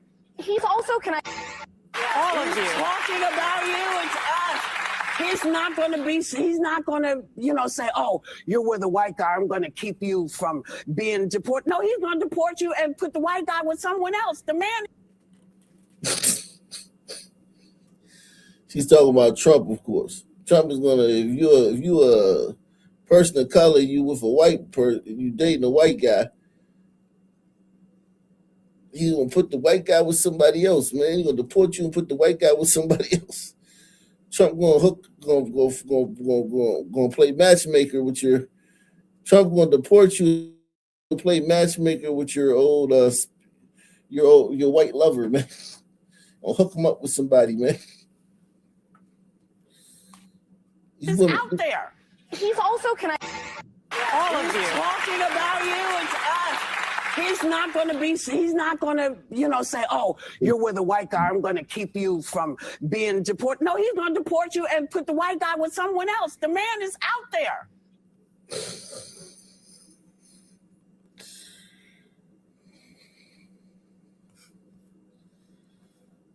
Now this white guy, just a white guy walking down the street.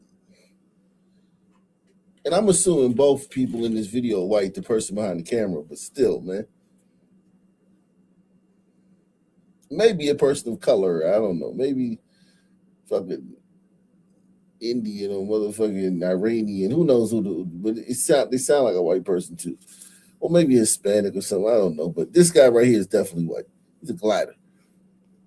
Just walking down the street. Can't say it? Hey, why don't you uncover your face, your ugly fucking face, bitch? You can't say it? Out of my face. No, fuck you. What you gonna do about it, bitch? I don't fuck with Ice. They call me Ice K. What up, bitch? They call me Ice K, you fuck boy. Say that shit, you ugly bitch. Hey, what's your name, bitch? Other than bitch. What's your name other than bitch? Huh? I said, what's your name, bitch? Bitch, what's up? Come get it. Come get it. Where you going? Huh? Are you Ice? No. Do you like ice? Say fuck ice! Say it! Say it, bitch! You're a bitch and your mom's a bitch! Say it! Fuck you! Fuck you, Nazi! Fuck you, Nazi! Fuck you, Nazi! Fuck you, Nazi! Fuck you! Fuck you! Camera out of my face. Or what, bitch? What are you gonna do? Foul! Ugly bitch! Yeah!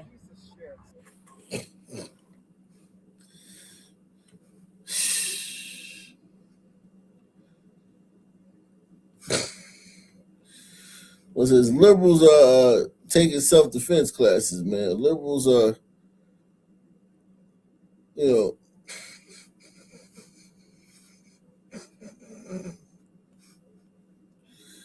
liberals are taking self-defense classes.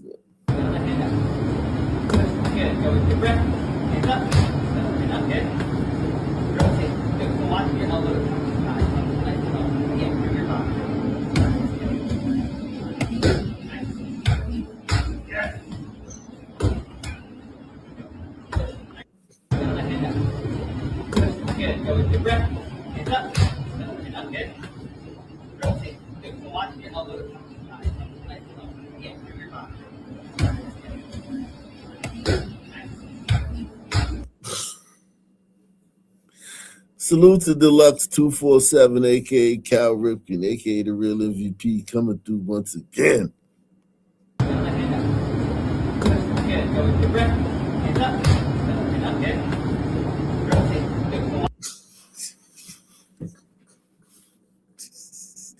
You can't make this shit up, man. They're such caricatures of themselves, man.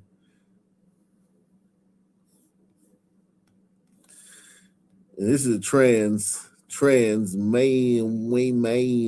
This is a trans woman.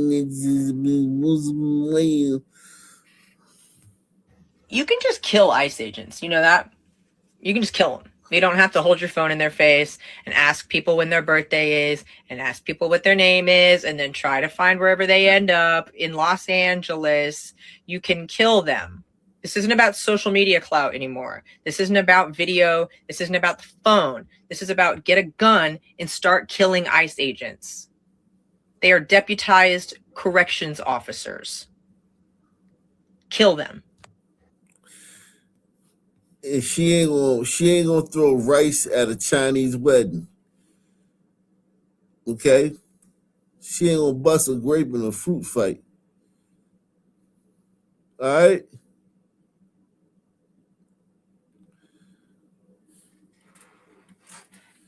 And she out here inciting violence against ICE.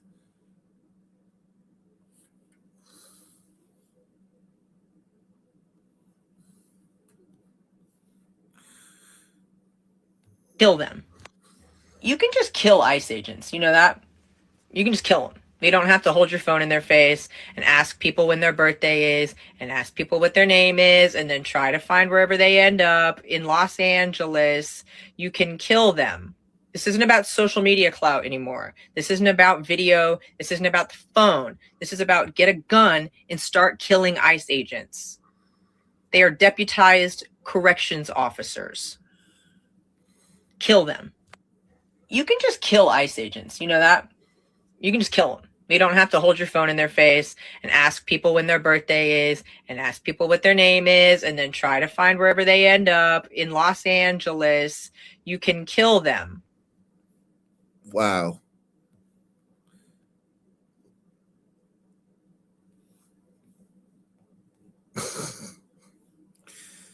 Yo, and none of this is about the illegals. This is all about that they don't have power anymore. This is all about their helplessness. They don't have any power. They can't influence any of the things that America's doing right now. That's what this is about. This has nothing to do with these illegals. The illegals are a proxy.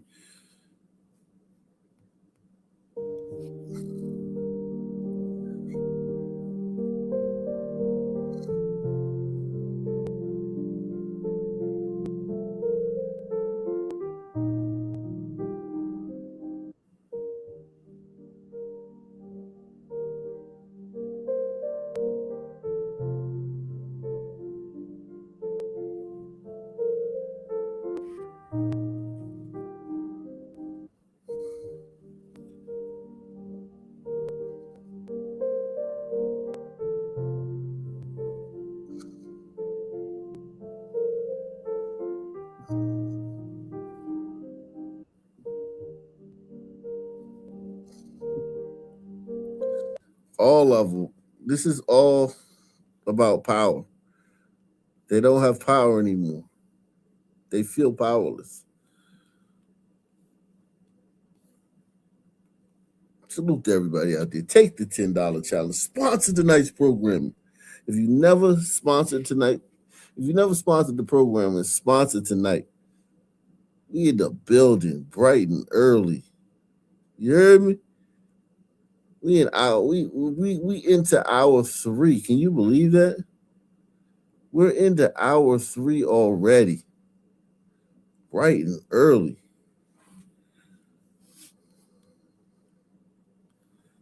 Everyone hit the like button. Everyone smash that like button. Share these videos on social media. Share them on social media.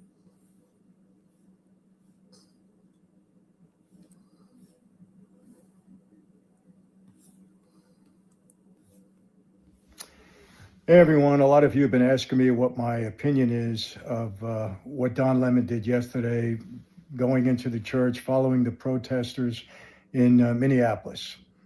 Well, you know, he claims he was a journalist and he was following the protesters into the church service. It was a service going on at the time. He claimed he had a First Amendment privilege to do that, disregarding the First Amendment privilege of those people in the church that were worshiping. Very disrespectful to them and to God. He could have went in there afterwards. The protesters could have went in there afterwards and spoke to the pastor who they claimed had ties to ICE, whatever. They could have done it later on. But he's got no respect for God. He's just full of it, trying so hard to be relevant, you know, because he isn't relevant anymore. And then he had the nerve to say that these people in the church believe that they can worship at any time they choose. Well, it was Sunday morning. That's where many Christians are. On a Sunday morning during a worship service. And he says, and it all stems from their white privilege. So he's making a racial thing. This guy is a total ass, total jackass. He's a coward. You know, he's not relevant. And all he is a talking head trying to maintain some kind of relevance, a real jackass. You know what? He should have went into a black church or a Latino church. They would have probably kicked his ass and thrown him the hell out the door. But he just happened to go into a church where, according to him, white privilege said that they're allowed to worship anytime they want. He's a total jackass. And those protesters, you couldn't go in there afterwards. You disrupt a worship service. That's what we're coming to in this country. It should have been a Muslim church. They'd have thrown his ass out of there too, every one of them. But no, Christians, they sit back and they try to be respectful. They actually went back that evening and held another service. It's pathetic. Don Lemon, you're pathetic. You really are. You're a pathetic coward. You're not relevant anymore. Go hide under a rock someplace, wherever you should be. To pull a stunt like that, shame on you. You're pathetic. Damn. Tell us how you really feel, man. Michael Franzese, ex-mafia guy.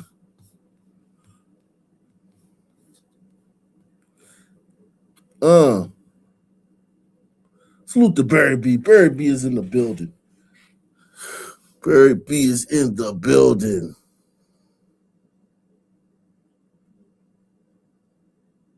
Yeah, he said no talking more mob story. Yeah. You gotta give us more mob stories. This isn't your lane, Michael Franzese. I would like to see all Republican women or any woman who voted for Republicans or Trump to be gang raped on national television. I think that would be just very cathartic for us normal humans to see these, I guess, humans just absolutely destroyed on national television. If you see Randy Newman, tell him hi for me.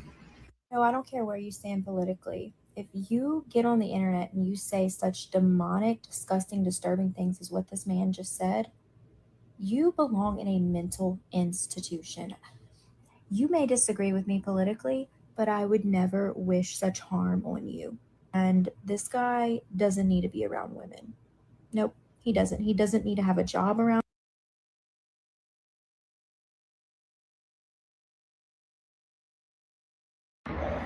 I would like to see all Republican women or any woman who voted for Republicans or Trump to be gang raped on national television. I think that would be just very cathartic for us normal humans to see these, I guess, humans just absolutely destroyed on national television. Who's going to tell him, man, that he's not on the normal side, man? Y'all aren't the normal ones, man. So you want the women who voted for deporting illegal alien criminals, women who voted for tough on crime,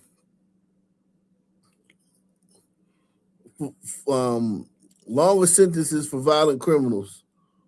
You want those women to get raped on national TV, not the women who voted against all that shit.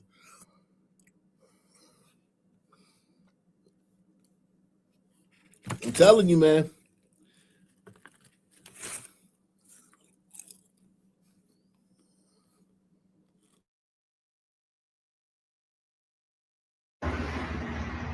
If you see Randy Newman, tell him hi for me. No, I don't care where you stand politically. If you get on the internet and you say such demonic, disgusting, disturbing things as what this man just said, you belong in a mental institution. You may disagree with me politically, but I would never wish such harm on you.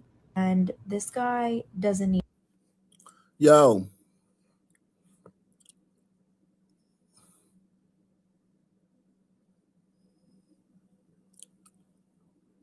The violence, we've seen a lot of violence from them. I mean, Charlie Kirk, all the trans shooters. We've seen a lot of violence from them. Blacks every single day in Blackistan. The left, we've seen a lot of violence from left. Their political violence, man, it's ratcheting up. The rhetoric is through the roof. This rhetoric,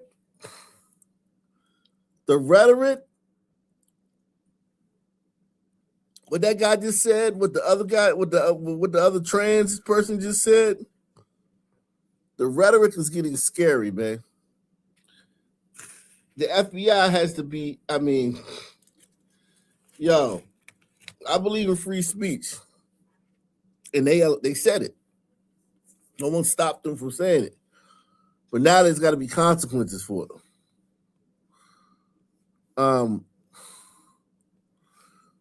The rhetoric is getting insane. And the fact that they're putting their faces on it,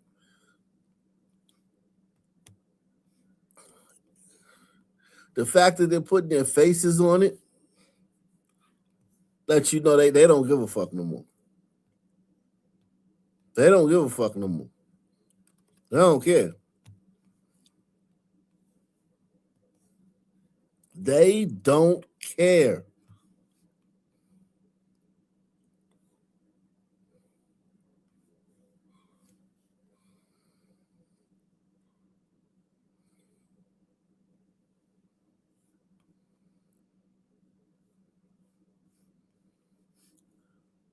They don't care no more. You're looking at a party that just does not care.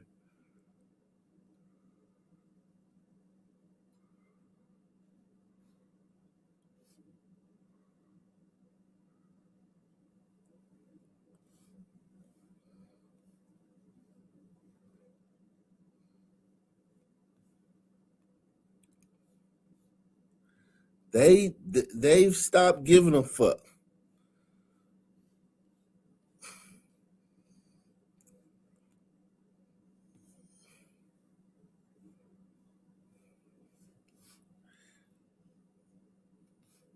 That's scary, man.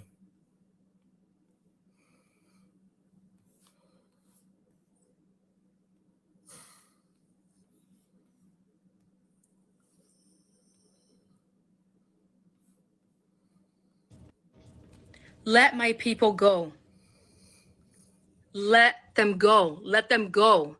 Let my people go. I'm not going to continue to sit back and watch my people suffer.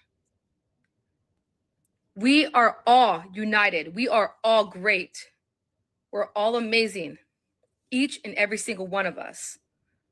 There is nothing greater than being united. There is nothing more powerful than being united, having a bigger healthcare system, having a bigger schools, more children, more people working together.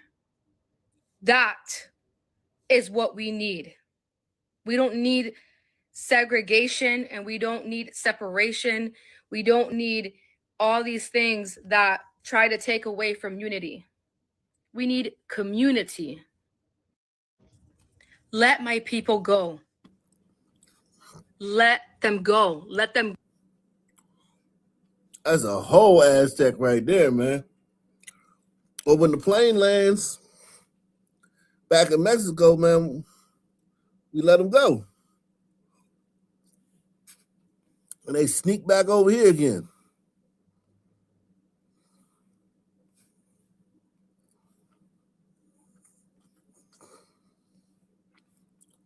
And as soon as a motherfucker want to start bringing up statistics, that's when I check out, because white people will forever have the highest brutality, crime rate, violence, whatever the fuck you want to call it.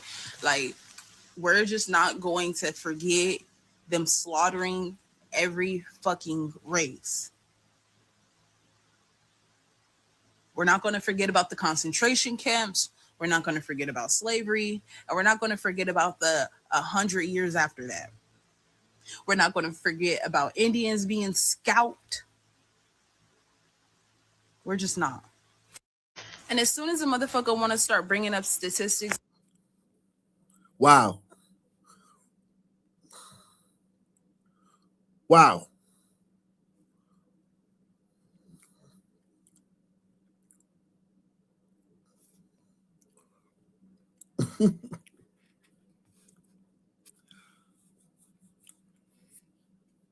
They love them some white men, man. Take the $10 challenge. Support the channel. If you want to come up, link is in the description box.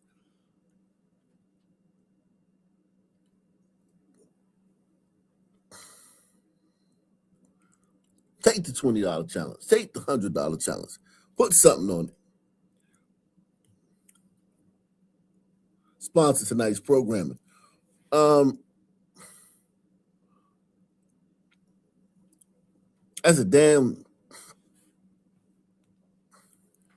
That's crazy. All right, there's crazy, Jack.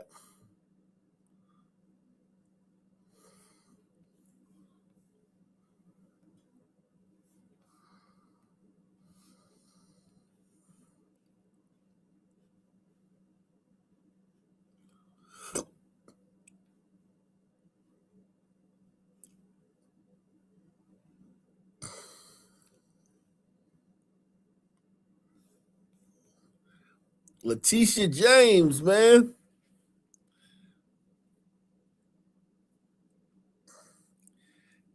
Pam Bondi couldn't prosecute her, man.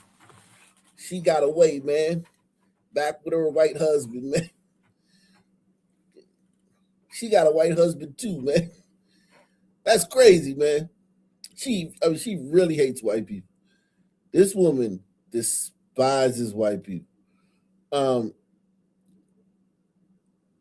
She got a white husband. Wow.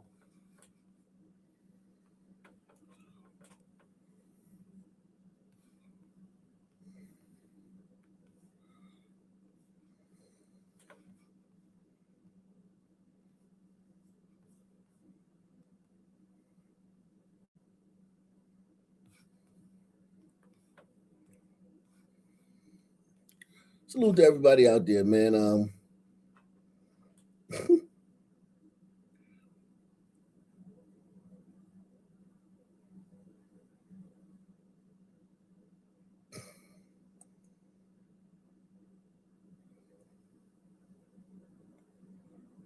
This is crazy.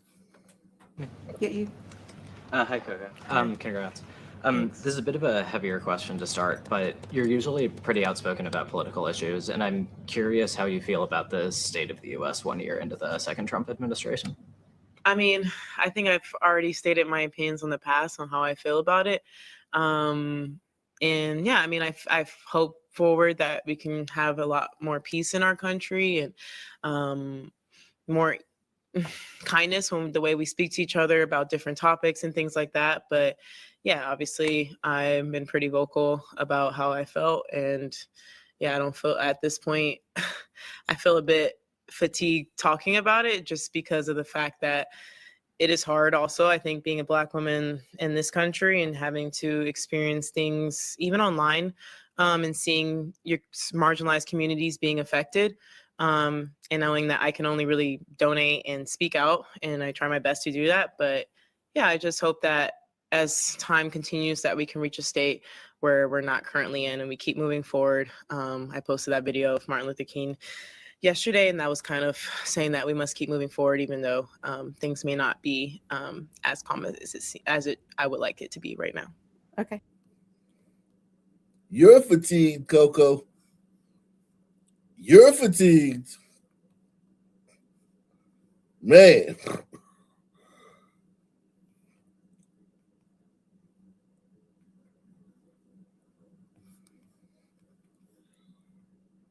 Here you go, Aldi's in Minnesota. Look at this Somali woman get harassed at Aldi's in Minnesota.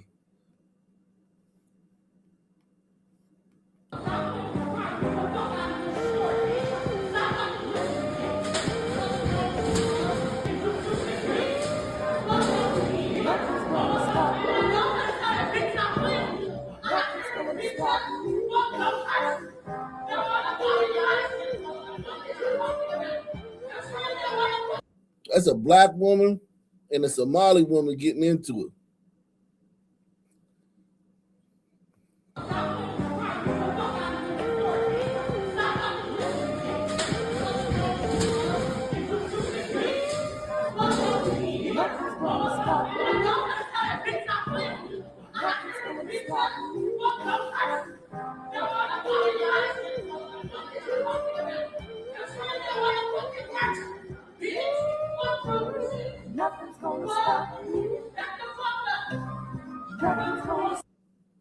Yeah, that's a big old sister. That's Somali woman, baby. She got low. She got low on the low. I don't think that Somali woman want no smoke with that big old sister, man. That's a big one.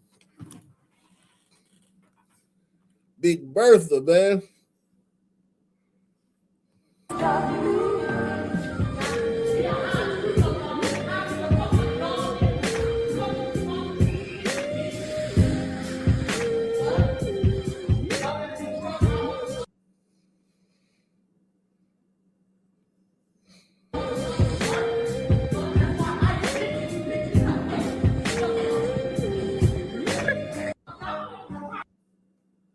Oh yes, I guess Somalis are right, man. They do get harassed in public spaces, man. For no reason, man.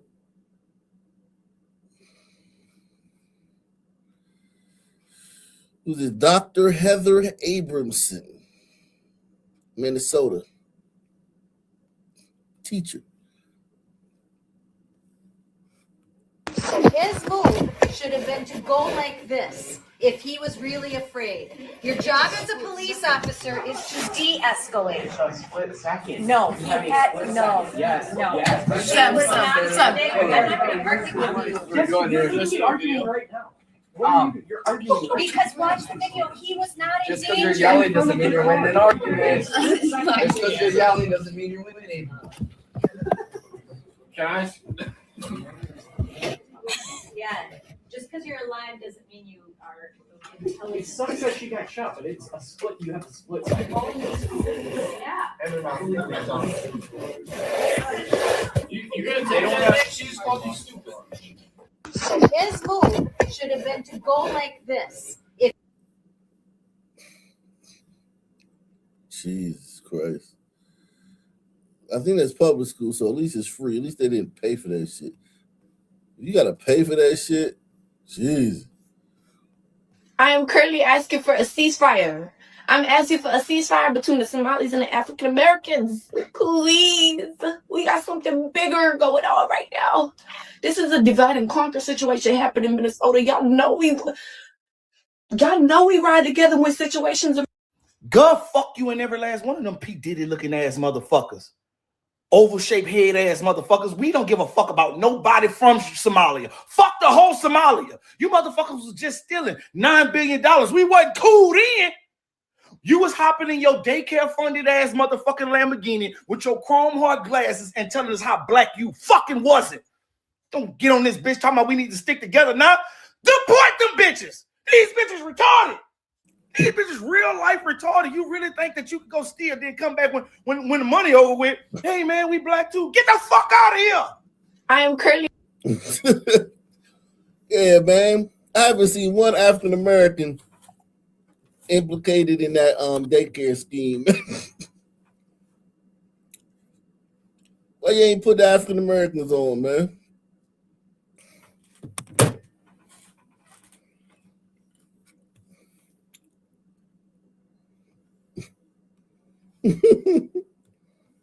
Should have put us on too, man. Oh my God.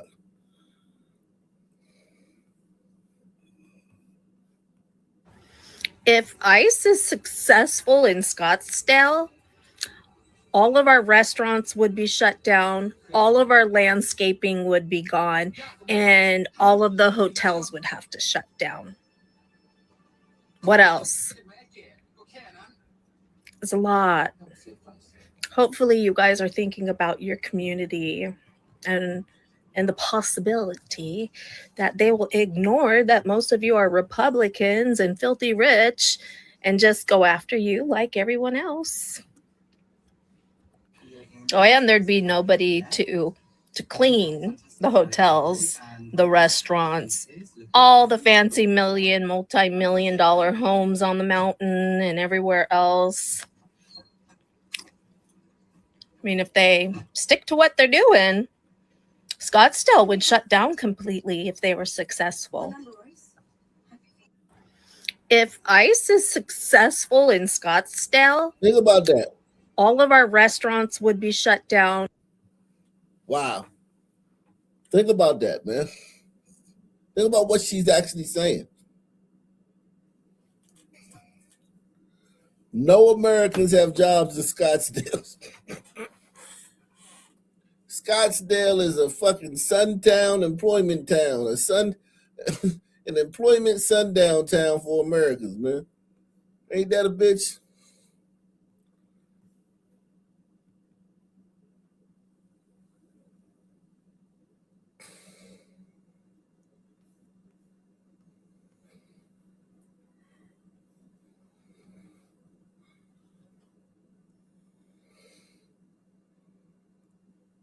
This is a charity. They give clothes free to street people. Pull that off there. That's not the right way to hang on. Your sweater. So what? You just took it on the floor. It's not cool. It's not cool, Mace. It's not cool. Here, come. I'm not being a hypocrite. Now, you're very lucky. I'm really nice. Well, what is wrong with you? I'm really nice. Look at stuff. It's just the way you're behaving. It's not cool. That's all. Stop relax. Stop pissing me the fuck off, bro. I'm looking at the fucking jacket. You're coming to take it off me. I'm not going to take it off you, but You asked me to see my fucking money. I showed you your money. Yeah, that's fine. Listen, mate, park the attitude. Leave the fuck alone. Stop trying to fucking draw me out. Mate, just park the attitude. Time for anger. I've no time for aggression. That's not what we're doing today. If you want to buy the jacket, I said I'd do a deal. 10 quid. Whatever else is going on, you can got somebody else. Is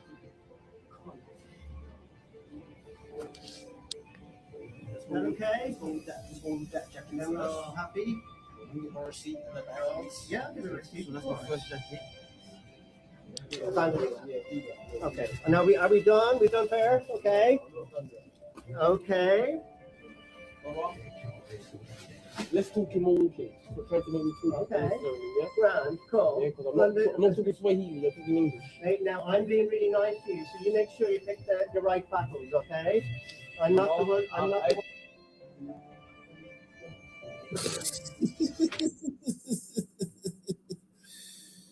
one.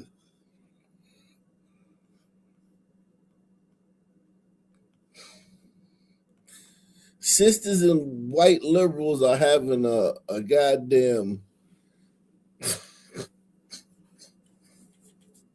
lunatic off, a loony off. They're just, who's crazier? Who's more demented, man?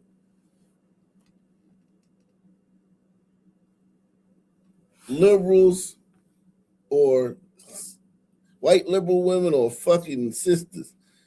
White people, I'm sorry. I need you to just make my day better, make me feel better. Get in my comments, apologize to me and the rest of us for on behalf of your great-great-granddaddy, for having my great-great-grandma outside pregnant or not, picking cotton in this heat. Have y'all been outside? Just say sorry. I mean, white people, I'm sorry. White people, I'm sorry. I need you to just make my day better, make me. So it's a hot day, and the first thing came to her mind was to hop on the internet and ask white people to apologize for their ancestors having her ancestors picking cotton in this type of heat. That's how their minds work. That's what's on their minds. Think about that. That's what's on their mind. Damn, it's hot out here. I know, man. It's hot as hell out here. How's a motherfucker? These are the type of thoughts on their mind when it's hot outside.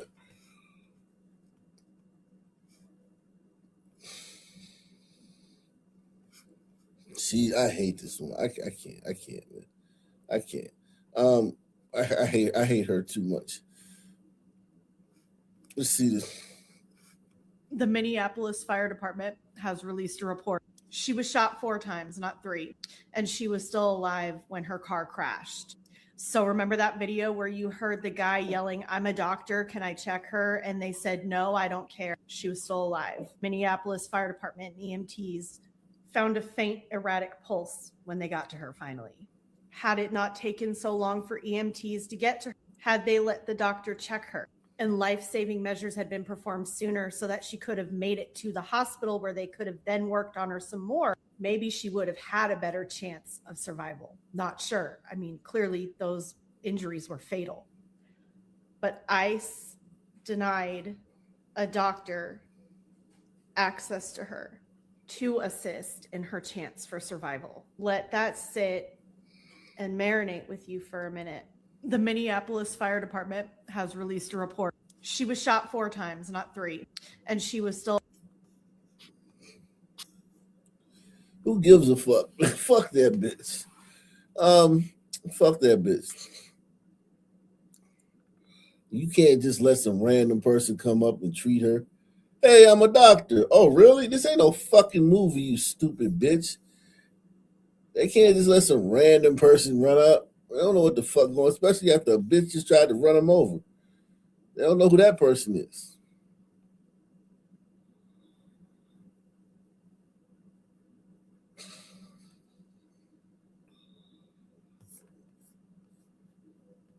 It's one of the most dystopian, the most chilling things I think I've ever witnessed. So right now we're on our way to Terminal 1 at MSP, where these deportation flights load. And what we'll see will be an airplane that'll come in, a convoy with a couple of buses and a few vans will pull in alongside the airplane, and we'll see several dozen shackled deportees hobbling up the stairs and onto the airplane as they leave. The plane that's just landed behind us doesn't have a name or a number. It's a dark plane. It doesn't officially exist. And it's about to take deportees down to El Paso in Texas. So I believe what happens is the people are already shackled when they arrive. And then what happens is the shackles get sent back up in the cargo hold of the airplane, and they'll get loaded on the van for the next round of people, is what I believe is happening. So the first deportee has just boarded the flight. 41, 42, 43.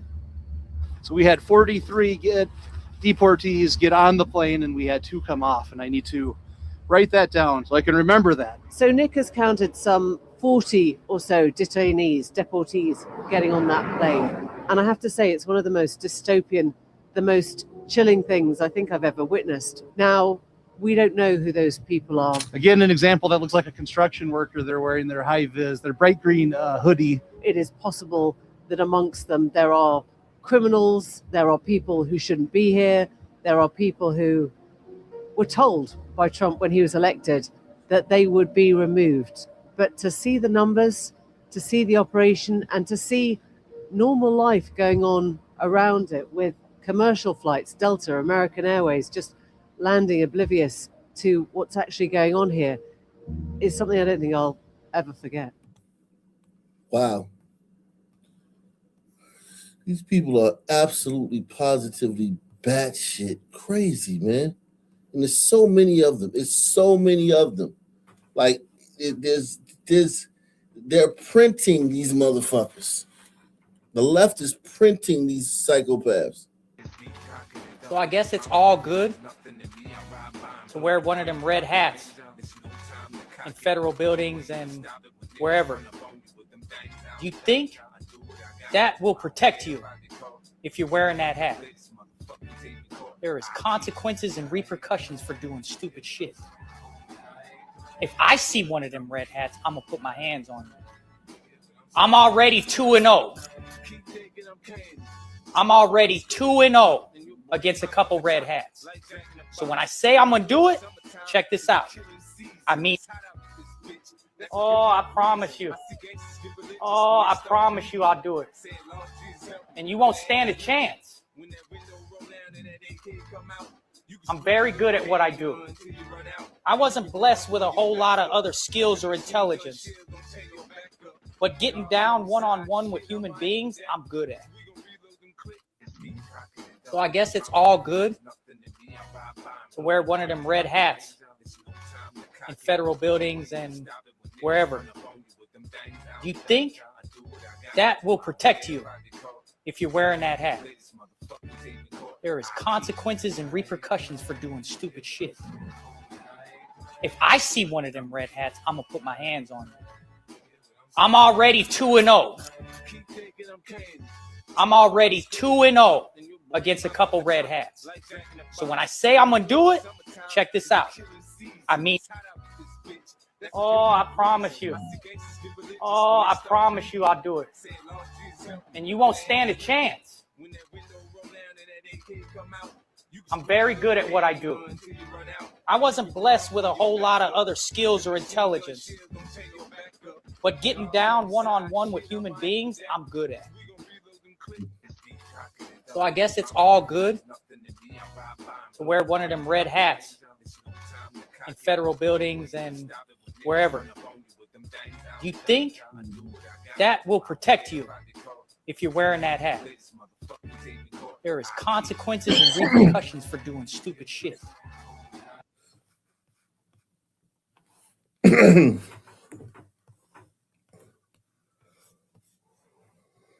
Wow.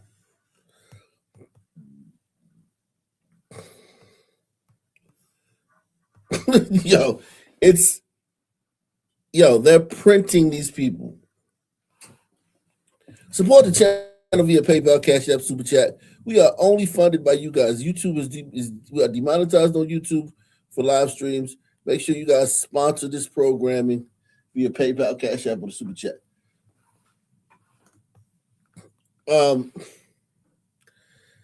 Just look at that. Look at this fucking girl, man. This chick, man. Lisa. Whatever the fuck her name is. This is a chick. You're a broad, bitch. This is a fucking broad. All right, I'm back again to hit you with some knowledge about why men are so terrified right now. Studies have been conducted that women can make babies with other women without men.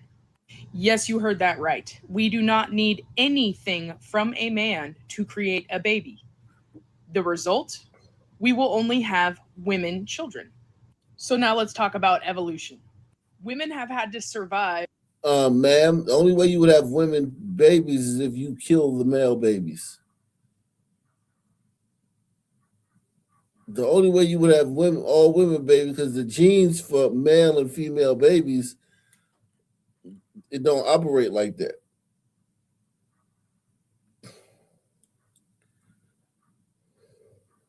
So, so she's talking about the chromosome. She's talking about this women chromosome that can get a woman pregnant. Okay. So she's saying that, she's saying that there will only be X chromosomes. Okay. There would only be X chromosomes mating with each other. Okay. But ma'am, has this alleged thing worked one time? Can you show us evidence of this working one time? And this is the one thing that the Democrats do wrong.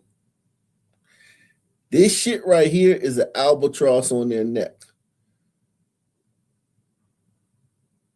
This right here is an albatross around the Democrats' neck. Because they're doing a lot right, man.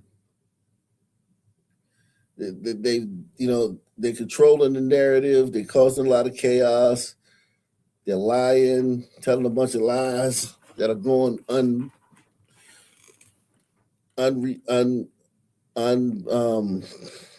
debunked.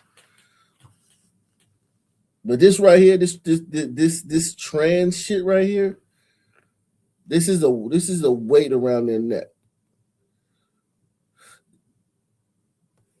Have been conducted that women can make babies with other women without men.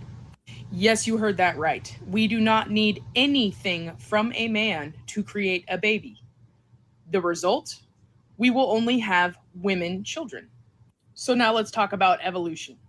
Women have had to survive in the society we live in today because of the threats of violence against us. So as we evolve, we become more consciously aware of what is actually happening to us in order to survive. And this deep-rooted consciousness that is happening with women all over the world, and I mean all over the world, is absolutely terrifying to the male species. They have used power and control in order to shut us up and put us in a corner. But what they don't understand is that we are too conscious. We have become too conscious, and you can't take consciousness away from a human. Now, in order for the male species to survive, they must evolve too. And this is absolutely terrifying to them because they've lived in the comforts of their safety for so long. And as we bring consciousness to the male species, they now understand that women actually hold all of the power. Women decide whether the universe procreates and continues. So I say all of this to really say it's time to evolve. Each and every one of us. It's time to evolve and make this world a better place.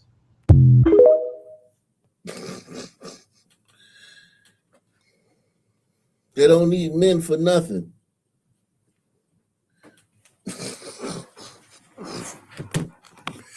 They don't need men for nothing. Men invented the tampon, the bra, baby formula. Men invented gynecology. Men probably invented lipstick and mascara, man. Men invented everything, man. Every building you set foot in was built by a man. Every machine you use was built by a man. What the fuck are you talking about, lady? A world without men? Jesus Christ. All your little accoutrements, man, all your little niceties and amenities, you wouldn't have none of that shit. No amenities.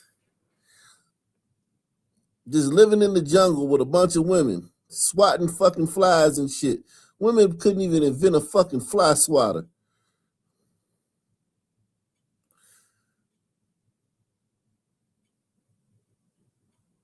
Or bug spray or goddamn nothing, man. Y'all just be sitting around in the jungle naked, fucking smacking mosquitoes all day.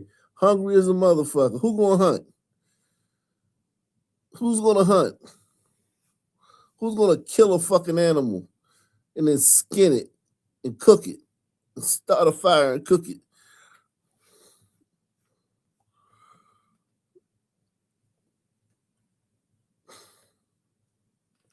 Who's gonna build a shelter? A roof. Who's gonna put up a roof over your fucking heads?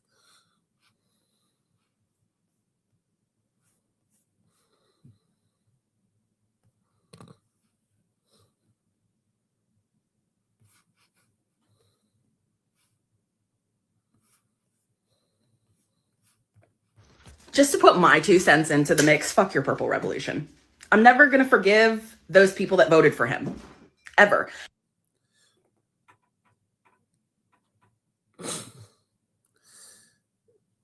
I never get why ugly women wear this, man. Gorgeous woman can get away with that shit, that septum ring. But bitch, you're already ugly. You already look like Napoleon Dynamite coming in out of the rain and shit.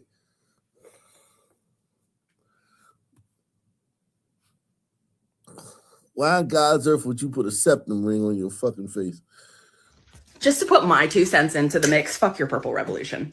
I'm never going to forgive those people that voted for him. Ever. And we're done as a society. We are done not holding shitty people accountable when they do something shitty. Exactly. Like, I'm sorry. I'm supposed to forgive a racist that voted for Trump, who now lost their health care? No, I don't think so. I think you're getting exactly what you voted for, and that just makes me so happy. And just like to add on another thing, to, oh, we should just, we need to move on. We need to unite. No. You know who had a really good idea? Brad Pitt's character in Inglourious Bastards. I would like to be able to identify you for the rest of your life because it is that serious. It is that bad. Purple Revolution. You guys are fucking nuts. It is that. I'm starting to get scared, man. Press 1 if you're starting to get scared, man. These people are starting to scare me, man.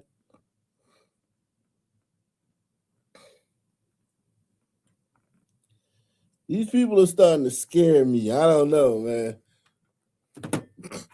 I'm starting to get a little worried, man. These people, they're not handling not having power well. They're not handling not having the power. They're not handling it well, man.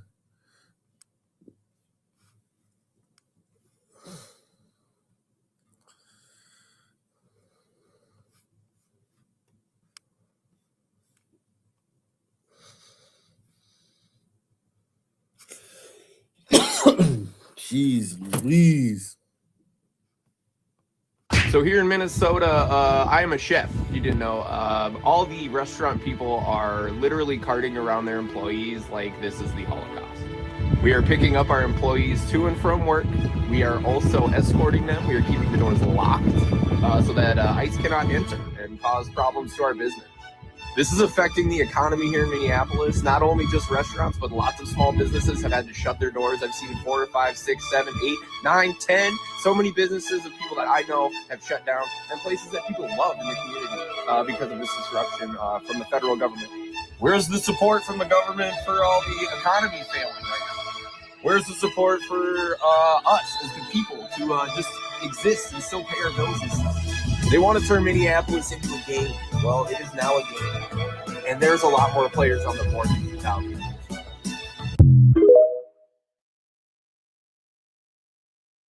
So here in Minnesota, I am a chef. You didn't know.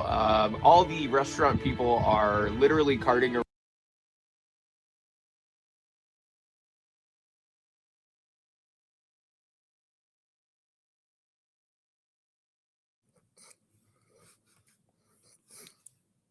Because immigration showed up. Nah, bro, because until you guys have interacted with somebody who's literally fucking terrified to leave their fucking house, I don't want to hear how this shit is okay. Not at all. Not at fucking all. Tell me why I'm going to get groceries for my neighbor because she's too fucking scared to leave her fucking house.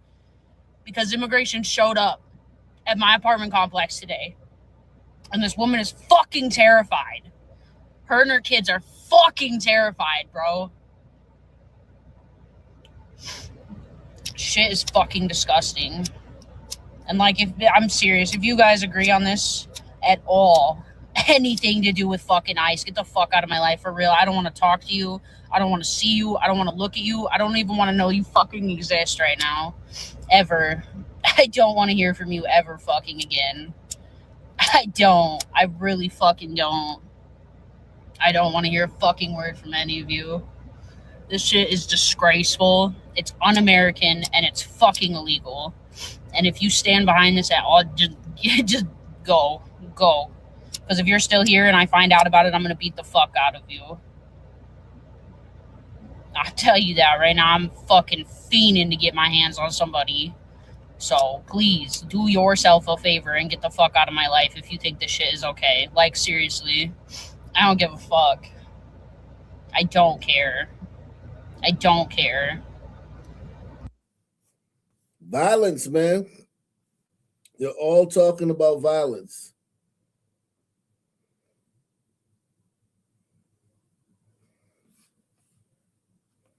I just came back from the grocery store and running a couple errands, and I just want to say I am tired of the discomfort that comes from being around white people in this American environment.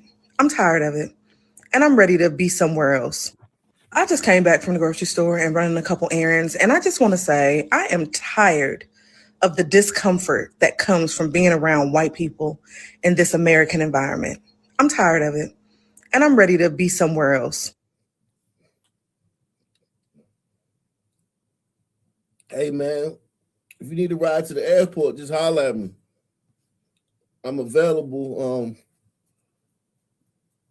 I'm available a certain time, but just call me. I'll give you a ride to the airport.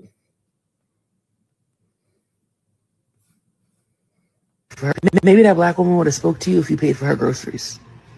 Instead of a hi, if you said hey, can I cover your groceries? I think you're a really beautiful woman and I'd like to make your day better. We're living in late stage capitalism. Things are expensive and black women are tired of being tired. We're tired of having to put on a smile on our faces and take care of everyone while no one takes care of us. So maybe, just maybe, if you would have just offered her something, if you would have said, let me cover half, or if you would have just left her alone, respected boundaries, but offered something. Maybe that black woman would have spoke to you if you paid for her groceries. Instead of a hi, if you said hey, can I cover your groceries? I think you're a really beautiful woman and I'd like to make your day better. We're living in late stage capitalism. Things are expensive and black women are tired of being tired. We're tired. Black women take care of everybody. Black women taking care of everybody. Nobody taking care of them. If you see a black woman, offer her to pay for her groceries, man. A black woman somewhere, man, yeah, man. Offer to pick up her tab at a restaurant or whatever. Wherever you're at, man. Offer her something. Offer her, because she's black and she's taking care of everybody. Of having to put on a smile on our faces and take care of everyone while no one takes care of us. So maybe, just maybe, if you would have just offered her something, if you would have said, let me cover half, or if you would have just left her alone, respected boundaries, but offered something. Maybe that black woman would have spoke to you if you paid for her groceries.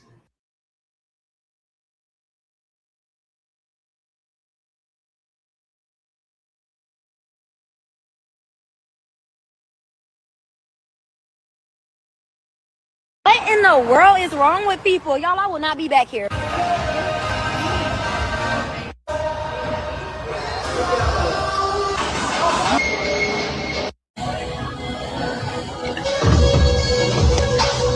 Y'all do not come here. Tell me why. So I gave a lady our food. Me and my friend food together was like $85. And I gave a lady $100 bill. She didn't say nothing about it. She just walked off, came back smiling, bagging our food. I said, yeah, where's my check? She said, you told me I can keep the change. Baby, that never came out of my mouth. Well, I was going to give her the rest of the tip anyway, like I promised I was. But the fact that you trying to get off of my money, I need all my shit. Like, y'all, that's just so weird to me. I hate when somebody try to get off. Like,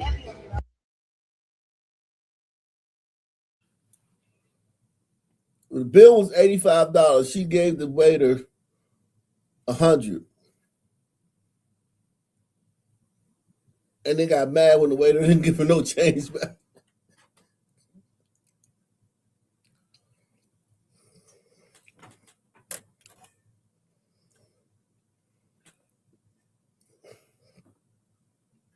I mean, this is unsurprising. We already know tipping is not their strong suit, man. In fact, the fact that she paid for the meal, the fact that she didn't dine and dash, this waiter should just cut her losses. And now there's about to be a physical altercation with a customer. And that could, if you survive that, now you have, with your job, you're fighting a customer. So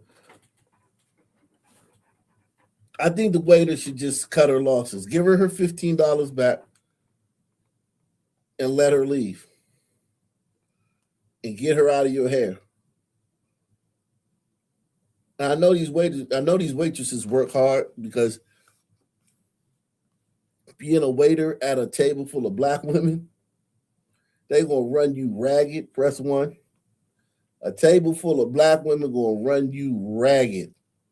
Okay?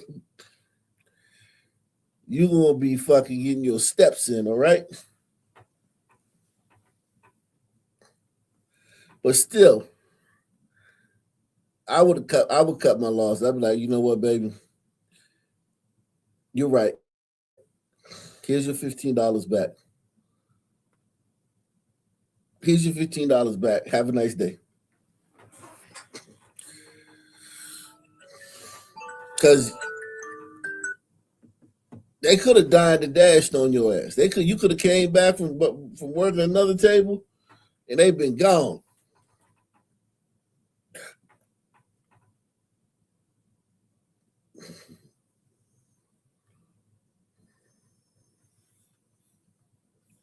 That annoys me the most because I was being so sweet to you.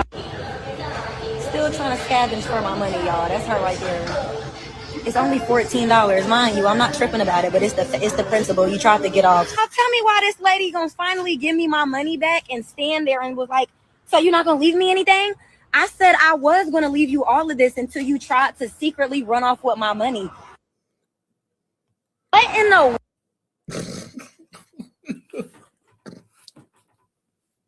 She doesn't know that most waiters just assume that that's the tip. And that's a small tip too. That's a very small tip. Like $85 bill, you give them $15. That's a small tip. That's not no huge tip.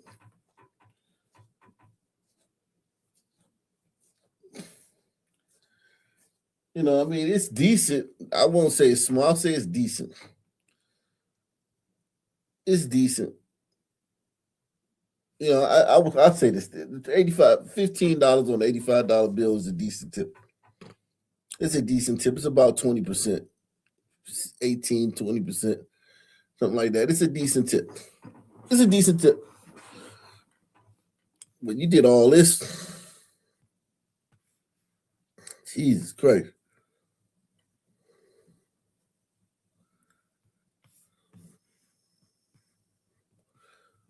Take the $10 challenge. Take the $15 challenge. Take the $20 challenge.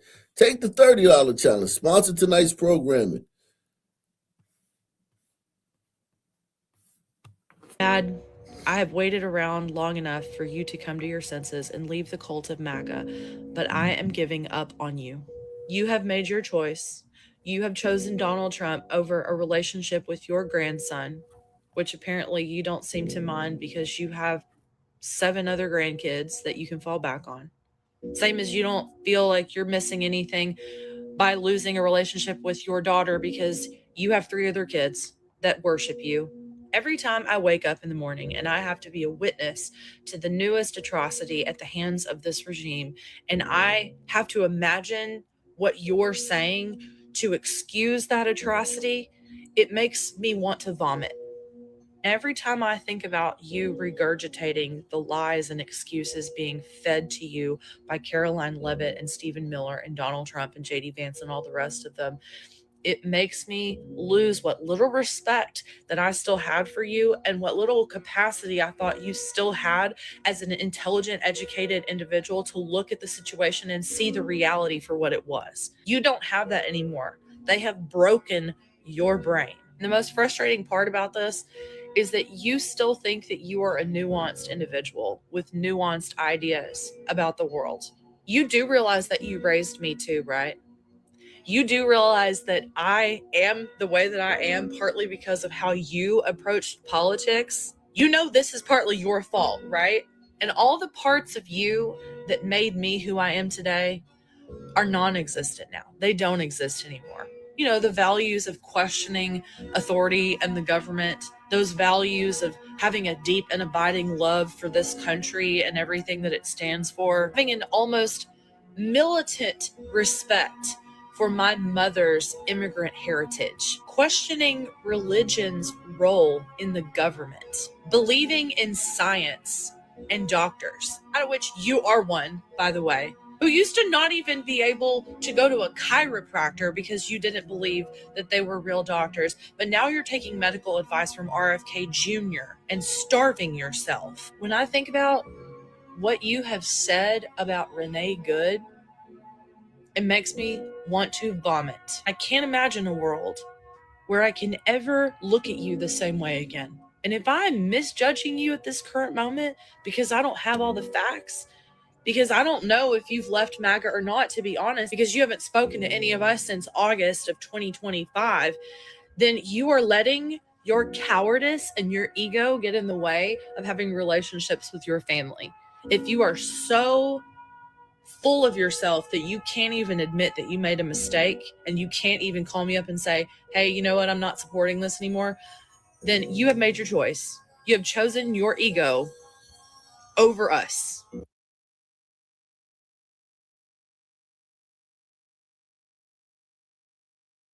Salute to Amazing Disgrace, man. He says, I wonder if their sons where Scott Adams is at. I'm hoping Scott Adams is in heaven, man. His son's in heaven, man. I think their son's in heaven, man.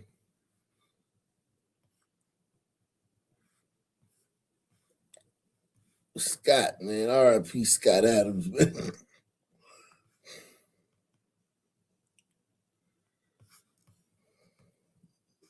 Yo.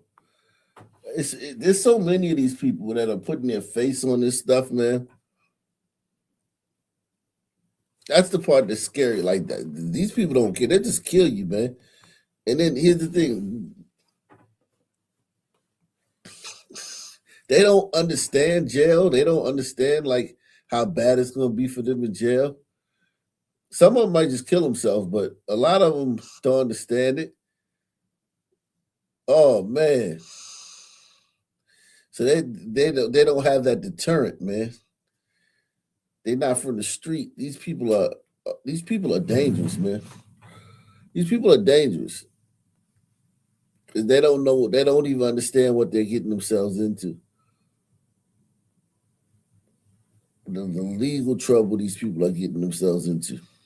If you support Donald Trump, I better not see you wearing red, white, and blue, flying a flag, eating apple pie, or even taking the day off work on the 4th of July.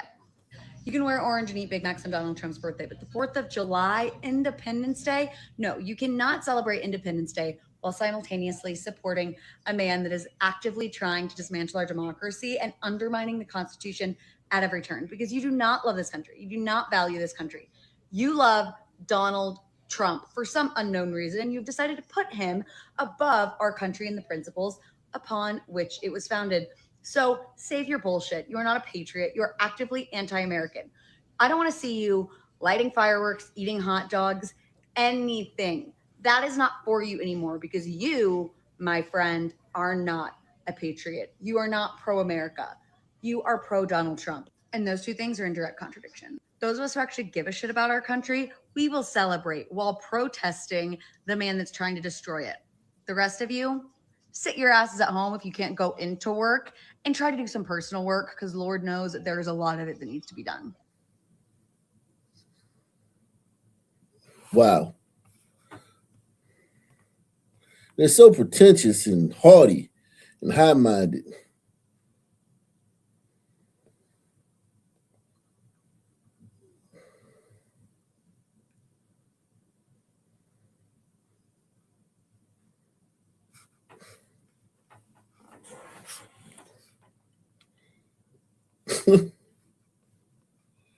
I'm telling you, man. Whew.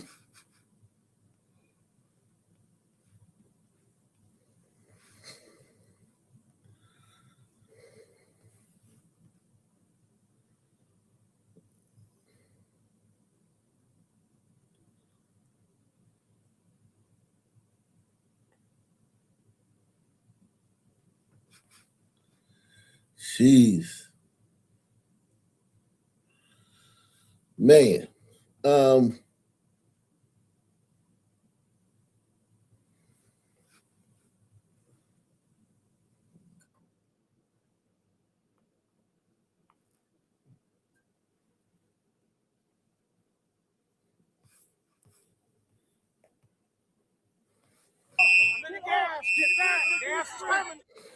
That video was taken this afternoon in Uptown of the ongoing immigration enforcement that has eyes from across the country on us in Minnesota. The person you see yelling there and throwing that gas can is Gregory Bovino, Border Patrol Commander.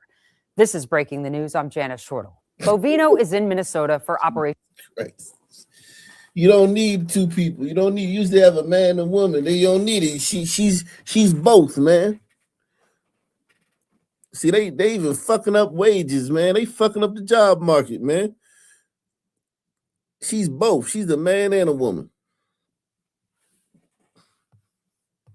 Metro Surge. And he says it's being done with completely legal and ethical actions. So tonight we're taking a closer look into that claim and more. And we're finding the reality is a lot more complicated. Here's Sammy Selena.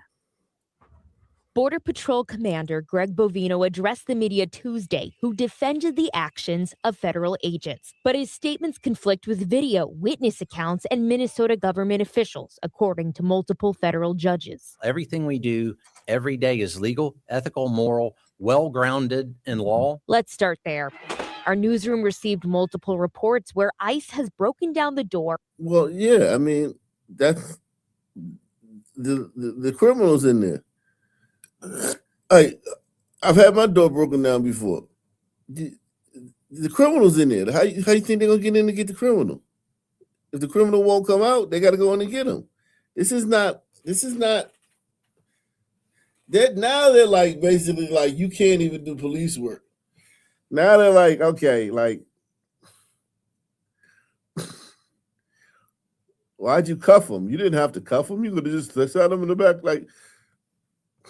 Of homes without a judicial warrant. One example is Garrison Gibson. An order by a federal judge cited regulatory and Fourth Amendment violations in his case. Last week, Judge Kate Menendez of the U.S. District Court in Minnesota ordered federal agents cannot detain or tear gas peaceful protesters after a lawsuit involving 6 activists represented by the ACLU who sued ICE for allegedly violating First and Fourth Amendment rights. Menendez's ruling has been temporarily paused by the appeals court. The only people that are really dialing down that rhetoric is the federal law enforcement entities that just want to conduct legal, ethical, and lawful law enforcement missions in this city to take out those violent criminals, bad people, and bad things. Bovino was seen today deploying chemical irritant at protesters who walked alongside a convoy of federal vehicles. A federal judge has questioned federal agents' de-escalation tactics in the past and accused Bovino of lying under oath when he talked about DHS operations in Chicago. Sarah Ellis, a U.S. district judge, wrote, quote, "The court specifically finds his testimony not credible." One example in the public documents links to a video showing agents hitting a man with pepper balls. Bovino denied seeing a projectile hit the man in the head. Move down the block. I'm going to move you down right now. Another video shows Bovino tackling a protester, but Bovino denied it and instead stated that force was used against him. DHS also alleged hundreds of undocumented criminals have been released from Minnesota custody. The Minnesota Department of Corrections called these accusations false. Commissioner Paul Schnell said last week there are currently 207 non-U.S. citizens in state custody and that the Department of Homeland Security has not yet requested custody of any of them. Now, it remains a challenge for us to verify anything the Department of Homeland Security says. Our newsroom has submitted multiple requests for data to verify, for instance. It's not a challenge to verify anything of these alleged witnesses and victims are saying, though. Because you just believe whatever they say. You don't have to verify any of that shit. They come to you with a story about ICE is bad, you're going to run it. The claim that 10,000 criminals here in Minnesota have been arrested in Minneapolis that are here illegally. And when federal judges accuse a top government official like Bovino of lying, of course, it's certainly important for us to try to track that information down. Jana. Yeah, there's a lot more in that Chicago finding by that judge, that judgment. It was a stern rebuke of things that Bovino had said. We're going to talk about that on BTN Plus tonight. Thanks so much, Sam. Man.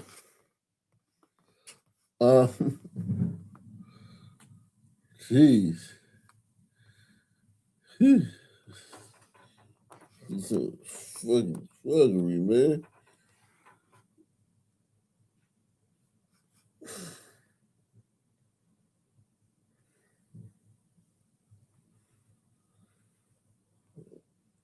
lot of officer involved shootings lately, man. A man is dead after he was involved in a shooting with law enforcement at a mobile home park in Asheville. The State Bureau of Criminal Investigations leading on the case. They tell us the shooting happened while responding to a report of a sexual assault in Asheville. The man died at the hospital. 10 TV's Carla Rogner is live outside the Pickaway County Sheriff's Office. Trailer park, man.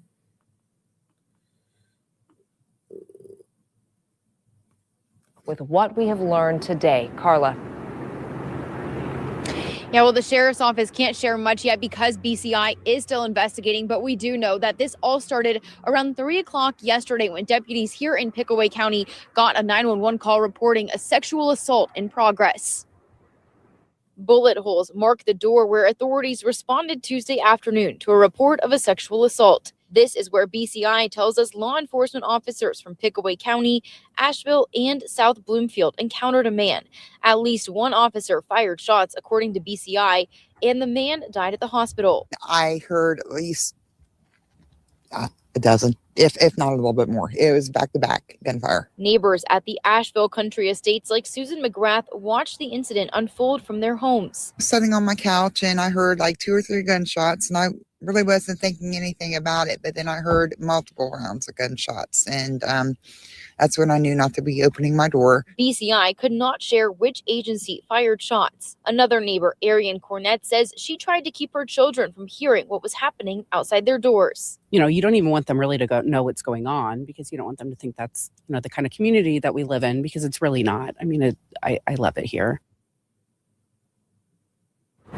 And BCI tells us that a juvenile was also treated yesterday for minor injuries that happened before deputies got to the scene. However, deputies here in Pickaway County tell me the victim of that sexual assault call that they originally responded to was an adult. Thankfully, no officers were injured in that encounter. Reporting live in Pickaway.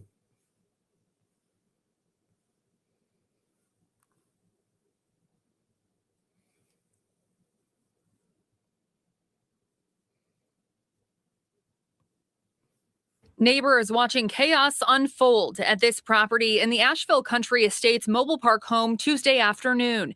One neighbor not wanting to be on camera describing the traumatic scene. You walk outside and you see cops chasing a man around the yard out there, trying to get him to put a gun down. The Ohio Bureau of Criminal Investigation says sheriff's deputies and surrounding police departments responded to the Duval Road home regarding a sexual assault in progress. Law enforcement arrived to find a man acting irate outside of the house. Neighbors tell us he was shooting at the doorknob of the home. This doorbell camera video from a neighbor's porch shows the moments more gunfire erupted down the street. I listened and they gave him many chances to put the gun down and to not have this be the end result. It's very unfortunate. You can see the aftermath with more than a dozen bullet holes along the mobile home where this all happened. The neighbor's 3 children were held on their school bus until the area was deemed safe. And there's dozens of children living in these homes surrounding this house. That's horrifying. Yes, dozens of children live just on this little street back here alone. There are probably, I'd say, hundreds, 100 to 200 children probably in this trailer park community. The man died at the hospital. BCI says a child was treated for minor injuries that happened before deputies arrived. The suspect's name has yet to be confirmed. Family was not interested in speaking with us. The Pickaway County Sheriff's Department tells me they're fortunate no law enforcement officers were injured. BCI is leading the investigation from here. On your side in Pickaway County, Aaron Simonek, ABC 6 News. Thank you for watching the ABC 6 News YouTube channel, bringing you breaking news, stories, sports, and original content throughout Central Ohio. Make sure you hit that like button and subscribe as well so you don't miss out. ABC 6 News. Unbelievable, man.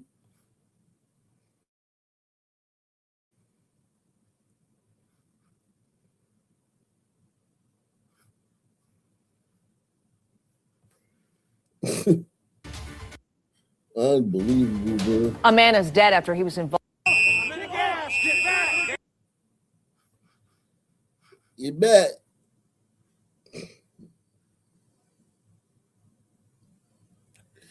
Oh man, a man shot by Aurora police in Colorado. This is gonna be a tough one. They don't want that. They don't want. And we continue to follow breaking news from Aurora here at 5 o'clock. Police, if it's a black guy, shoot a suspect barricaded inside a house. And moments ago, Aurora police gave an update on the investigation. And WGN's Courtney Spinelli is live with the latest. What did they tell you, Courtney? Yeah, good afternoon. We now know that a man was shot by Aurora police officers who were responding to a call for help at a home at this intersection. At this time, it still remains blocked off as investigators are working to gather evidence and learn more about the circumstances that led up to all of this early this afternoon. That 911 call came in around 12:35 this afternoon, bringing police to an apartment building at the intersection of South Broadway Street and North Avenue. The caller reported a battery had occurred and that a man was armed with a weapon inside. When officers responded, they say they found an armed man barricaded inside the home. As they came face to face with him, police say the suspect pulled out a knife and shots were fired by officers. Officials say the man was hit at least once, but did not say where on the body. Officers immediately rendered aid to the suspect, and Aurora Fire arrived on scene and continued that. The man's condition at this time is not clear. Per protocol in a case like this, the officers that were involved were also transported to an area hospital. Police say an outside investigation into this shooting will be handled by the Fox Valley Major Crimes Task Force. There is a task force that's put together with all surrounding agencies, so they actually do the independent investigation to the shooting, and then we anticipate releasing some body-worn camera footage within 2 to 3 days. Officers from various agencies, part of this task force, including Batavia and South Elgin Police, the Kane County Sheriff's Office, are also here on scene. They also have a mobile command unit set up. The intersection here likely to be blocked off for quite some time, so officials are urging people to avoid this area until that is over. Now, police say this investigation remains ongoing. They're asking anybody else who may have information, any community members, to give their investigations unit a call. And again, we are still working to learn a lot more about this. A lot of these scenes do take some time when there is an officer involved shooting. So it's likely we'll start to learn more details in the coming days about what led up to this. But a lot of the neighbors this afternoon also coming outside their homes to see what was going on, not hearing those shots when all of this happened. We are live in Aurora tonight. I'm Courtney Spinelli, WGN News. Thank you, Courtney.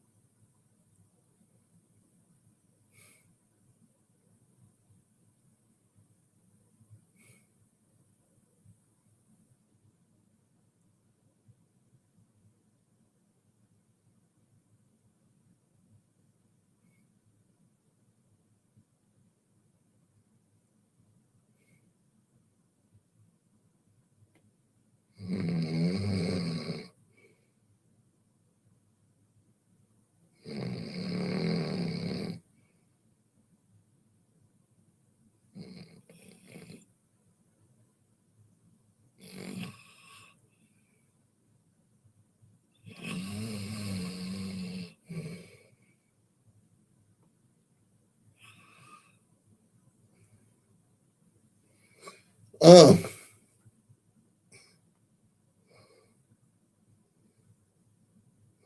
see this attempted truck robbery.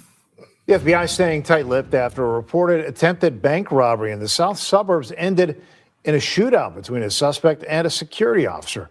WGN's Julian Cruz has the story tonight from Blue Island. I saw the security guard, and my coworker pointed out. He goes, "Oh, that's the security guard. He had his gun out." I'm like, "What?" One witness we talked to afraid to reveal her identity after this morning's attempted bank robbery shooting. Scary. Very, very unnerving. The brazen armed robbery in broad daylight on busy Western Avenue, leaving behind shell casings on the pavement and this abandoned gun. When the shooting erupted, residents say close to 9:30 this morning, some thought it was a jackhammer. Like, I'm thinking it's work, repair. But scattered shell casings in the U.S. Bank parking lot at 119th and Western left behind after this terrifying incident. It's something that I don't know how people can live with that. It's horrible. We don't get that around here. Oh, no hice nada. I didn't do anything, this robbery witness says, who was inside the U.S. Bank branch in Blue Island when he heard the shots and the bank security guard telling everyone to take cover. Lock the door y ya tírense al piso. Lock the doors and get down on the floor, the security guard told us. No word tonight on whether or not the robbers made off with any money. In Blue Island, Julian Cruz, WGN News. Wow.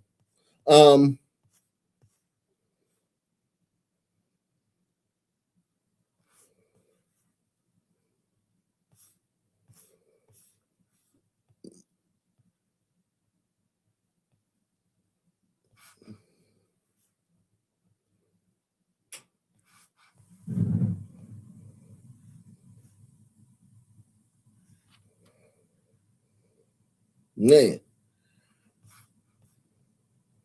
A missing delivery driver is found dead in the Central West End. The victim was found in an alley early this morning. Fox 2's Chad Mira joins us now. Chad, police say they believe this shooting happened hours earlier. That's right, Mandy. Shirley, police had actually been to the same area last night around 9 p.m. for shots fired, but they had no idea at the time that someone had actually been shot.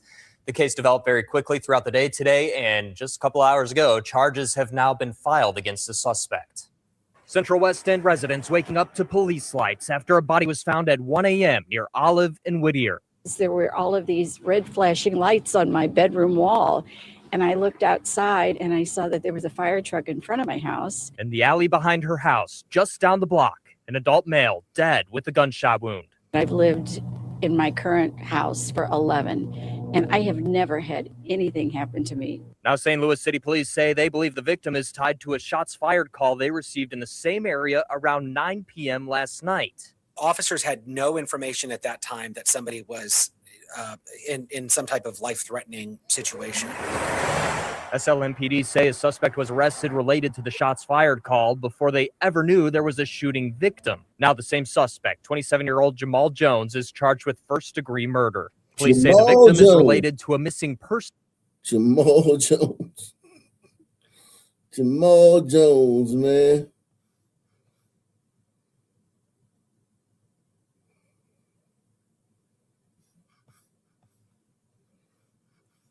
Let's go to New York, man. Tonight in the Bronx, the search for a killer, a teenager fatally shot in the back just a short distance from his home. Eyewitness News reporter Anthony Carlo with new information on the case. Under the rumble of the subway on a desolate Bronx street, detectives comb through the snow on a cold winter night, looking for clues to find the person who shot a teenager in cold blood. Was the person hurt? The person was killed. Oh gosh. Male, female, young, old? I believe it was a 19-year-old man. Oh. Yeah, shot in the back. That's cowardly. It's something Suzanne Rochester hasn't seen happen on this street in 60 years. It's a fairly quiet, neighborhood. We don't have a huge crime. Well, tonight it would be different. Police say at 5:30 in the evening, 19-year-old Jameer Turner was shot in the back. A source says while he was alone, about a 7-minute walk from his house. The crime scene unit huddled around cones, appearing to mark the shell casings. Shanoa says she heard more than 2 gunshots ring out while she had company over. I was just like, wait a minute, did you guys hear something? And they're like, yeah, I thought I heard something. And I'm like, well, that doesn't happen over here. So, like, what is that? It's a quiet block, mostly private houses, eerily quiet under the elevated tracks, where there's some ongoing construction, and where the suspect seemed to catch the victim while no one else was around. The nearest activity, a car dealership around the bend on Boston Road. John takes this route to the store. I never seen or witnessed anything, so this is like my very first time noticing something. Police seem to take notice of the area around a plastic bag on the ground as they investigated into the night. The 19-year-old victim was pronounced dead at Jacobi Hospital, leaving residents yearning for answers. I'm wondering if it's someone neighborhood or just someone passing through or what. I don't think anybody deserves to die like that. Police are now trying to figure out why the shooter wanted this 19-year-old dead. But first, they have to catch him. In the Eastchester section of the Bronx, Anthony Carlo, Channel 7, Eyewitness News.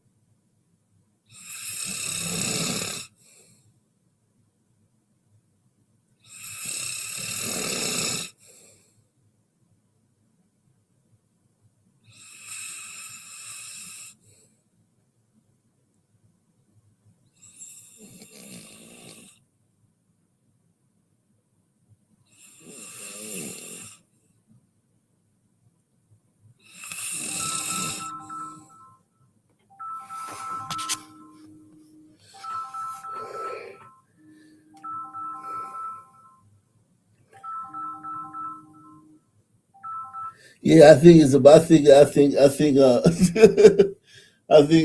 chasing the kids around all day got me pretty tired, man. I ain't gonna sit here and keep falling asleep tonight, man. We'll be back tomorrow, though. We'll be back definitely tomorrow, man. We'll be back, but definitely tomorrow, man. I tell you, when you got little kiddies, man, running around the house, man, that shit changes your whole fucking life, man. We'll be back tomorrow, man. Salute to everybody, man. We had a great show. I ain't gonna keep falling asleep because I feel like I can't. I feel like I can't. I ain't gonna be able to control it, man. I feel like I ain't gonna be able to control it, man. I feel like I ain't gonna be able to control it, man. I do want to, do another little bit more, but I feel like I ain't gonna be able to control it.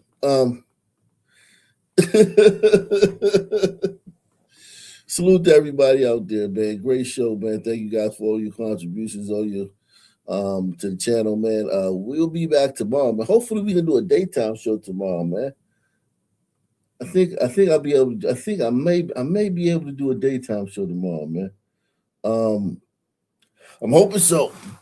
But if not, we'll be back here tomorrow night, man. The same black time, the same black channel. I'm out of here. Subscribe.